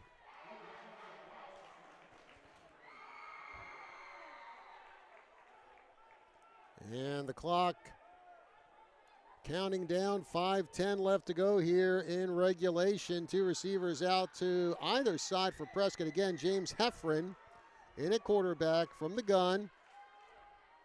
Short pass and caught by Chamberlain, who then gets wrapped up by, looks like, number 8, the Deuce, Maurice Linton. Going to be another loss on the play. It's going to bring up 3rd and about 18. 3rd and 18. We're going to have 3 receivers out to the near side for the Badgers. And here comes the run, and Chamberlain has it. Chamberlain bounces off a couple of tackles, then gets bounced onto the ground by number 32 of Mojave, Deegan Perry. Picks up about 12 yards. It's going to bring up 4th down, 4th and about 6. I don't think the Badgers have any other choice but to go for it here. Definitely not. We're coming down to the final 4 minutes of regulation.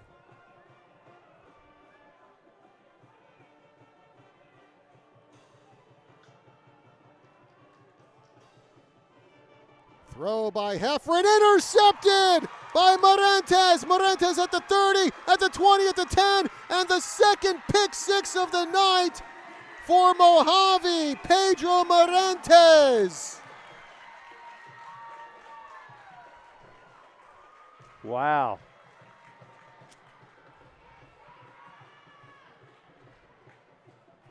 From the line of scrimmage, it's going to be about a 35-yard pick 6.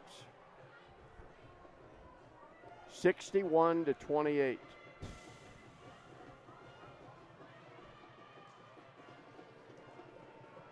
Well, the last 2 Prescott drives end in not just interceptions, but pick 6s. And A.J. Ruiz will kick the extra point. And a bobble on the snap. And Ruiz slips away from the tackles. He throws it, and it's a 2-point conversion. Looked like the Badgers were right on top of him, but Ruiz gets that one off to Frank Workay for the 2-point conversion. And now it's 63-28 Mojave with 3:41 left to go in regulation. So we'll take another break here on our broadcast of Badger football, and we'll be back with more right after this. Exceptional Community Hospital Prescott is now open. Prescott's newest state-of-the-art hospital provides 24/7 emergency care, featuring private, spacious inpatient rooms and on-site radiology, lab, and pharmacy services. We accept all insurance plans and honor in-network benefits for emergency care. With minimal to no ER wait times, you can trust us to deliver the exceptional care you deserve. Exceptional Community Hospital Prescott is located at 4822 State Highway 69. Learn more at www.ehc24.com. Back here at the Anderson Fieldhouse in Bullhead City, John Rust, Kelly Cordes, and Jason Zinzaletta reminding us that a long time ago it was 14-0, Badgers storming out of the gates. And Kelly, I think after looking back on the first 5-6 minutes of this game, I don't think any of us could have predicted that the score would be 63-28 Mojave right now. No way. I thought Mojave would come back. I thought this would be a very close game. I was absolutely mistaken. And we get whistles on the play right as the kick goes off. I think we're going to have offside on. Offside. Mm-hmm. And Kelly, we're also into running clock here, too. Yes.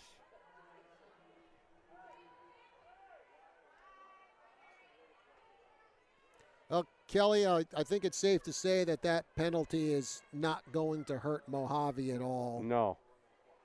Ball's going to be moved back from 5 yards. Usually the kickoff's from the 40. They're going to kick off from the 35.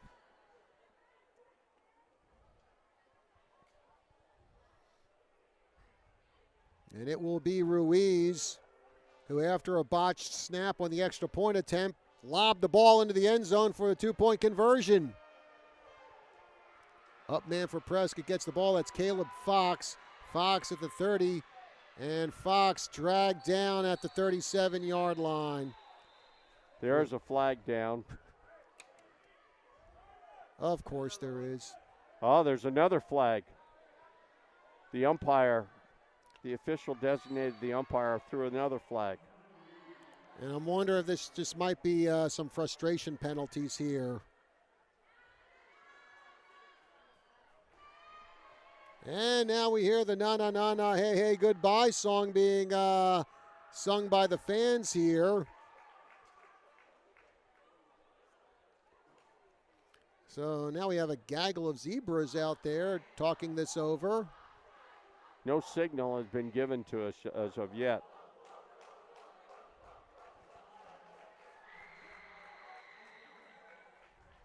The official does have a microphone, but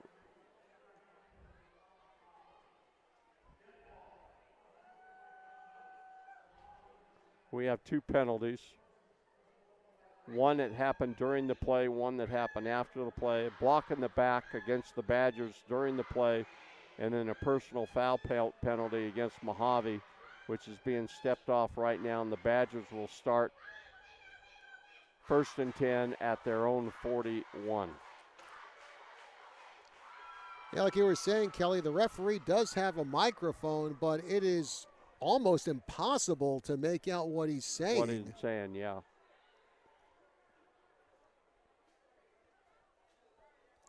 So 2:18 left to go here in the game, and the Badgers will have the ball 1st and 10 from their own 41-yard line.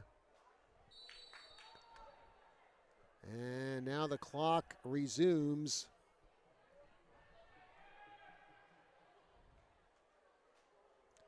Faking the give is Overton, and he gets dragged down after gaining maybe about a yard.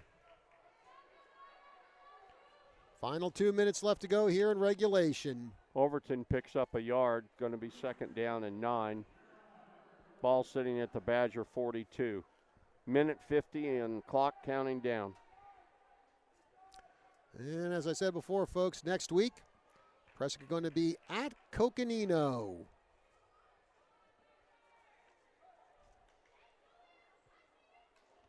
Throw and, well, in and out of the hands of Eli Allen. Actually, Kelly, both these teams out here are going to be in Flagstaff next week because Mojave goes to flag. Yep, and they're going to be indoors again. Yeah. Only this time at the NAU Sky Dome. So I don't know, maybe these 2 teams will run into each other, getting a snack at Maverick after the game. James Heffron in at quarterback. Final minute of play here in the game. Run goes up the middle, and a pretty good gain there by Braylon Johnson, about 8 yards. We're going to call it 9, John, because it picked up a first down. 1st and 10 Badgers at the Mojave 49.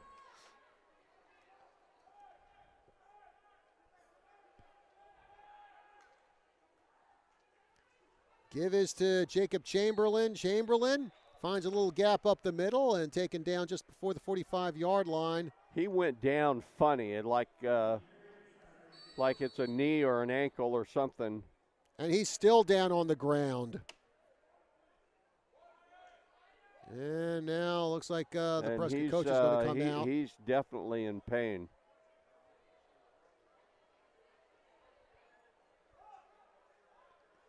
He got tackled and he went down in a weird, twisted way. So some of the Prescott coaches out there tending to Jacob Chamberlain. And from experience, I will tell you that you always hope it's an ankle more than a knee. Mm-hmm. Yeah.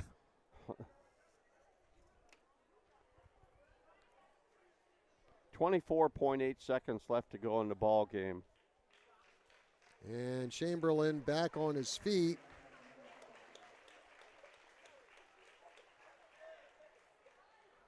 That's good that he's walking off gingerly, but he is walking off the field. By the way, we have a final from back in Prescott Valley, and talk about a lopsided game. Bradshaw Mountain, a 49-6 win over Flagstaff.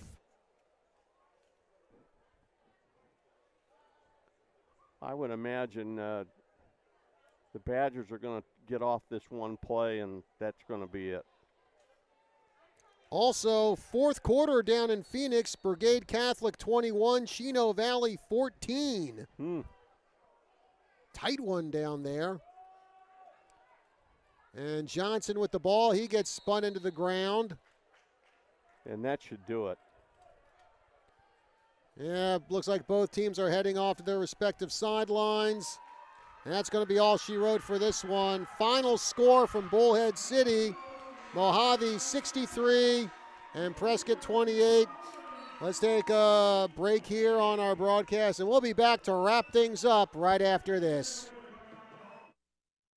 Prescott True Value Hardware, where we believe behind every project is a true value. Hi, I'm Suzanne Springer. There's a reason we have this slogan, because it's true. Over the years, Prescott True Value has become so much more than just a great hardware store with full-service hardware, paint, tools, outdoor living, barbecues, and don't forget the kitchen shop. We are committed to making sure you find what you want and know what to do with it. We're living the slogan here at Prescott True Value on Miller Valley Road, where we believe behind every project is a true value. Go Badgers!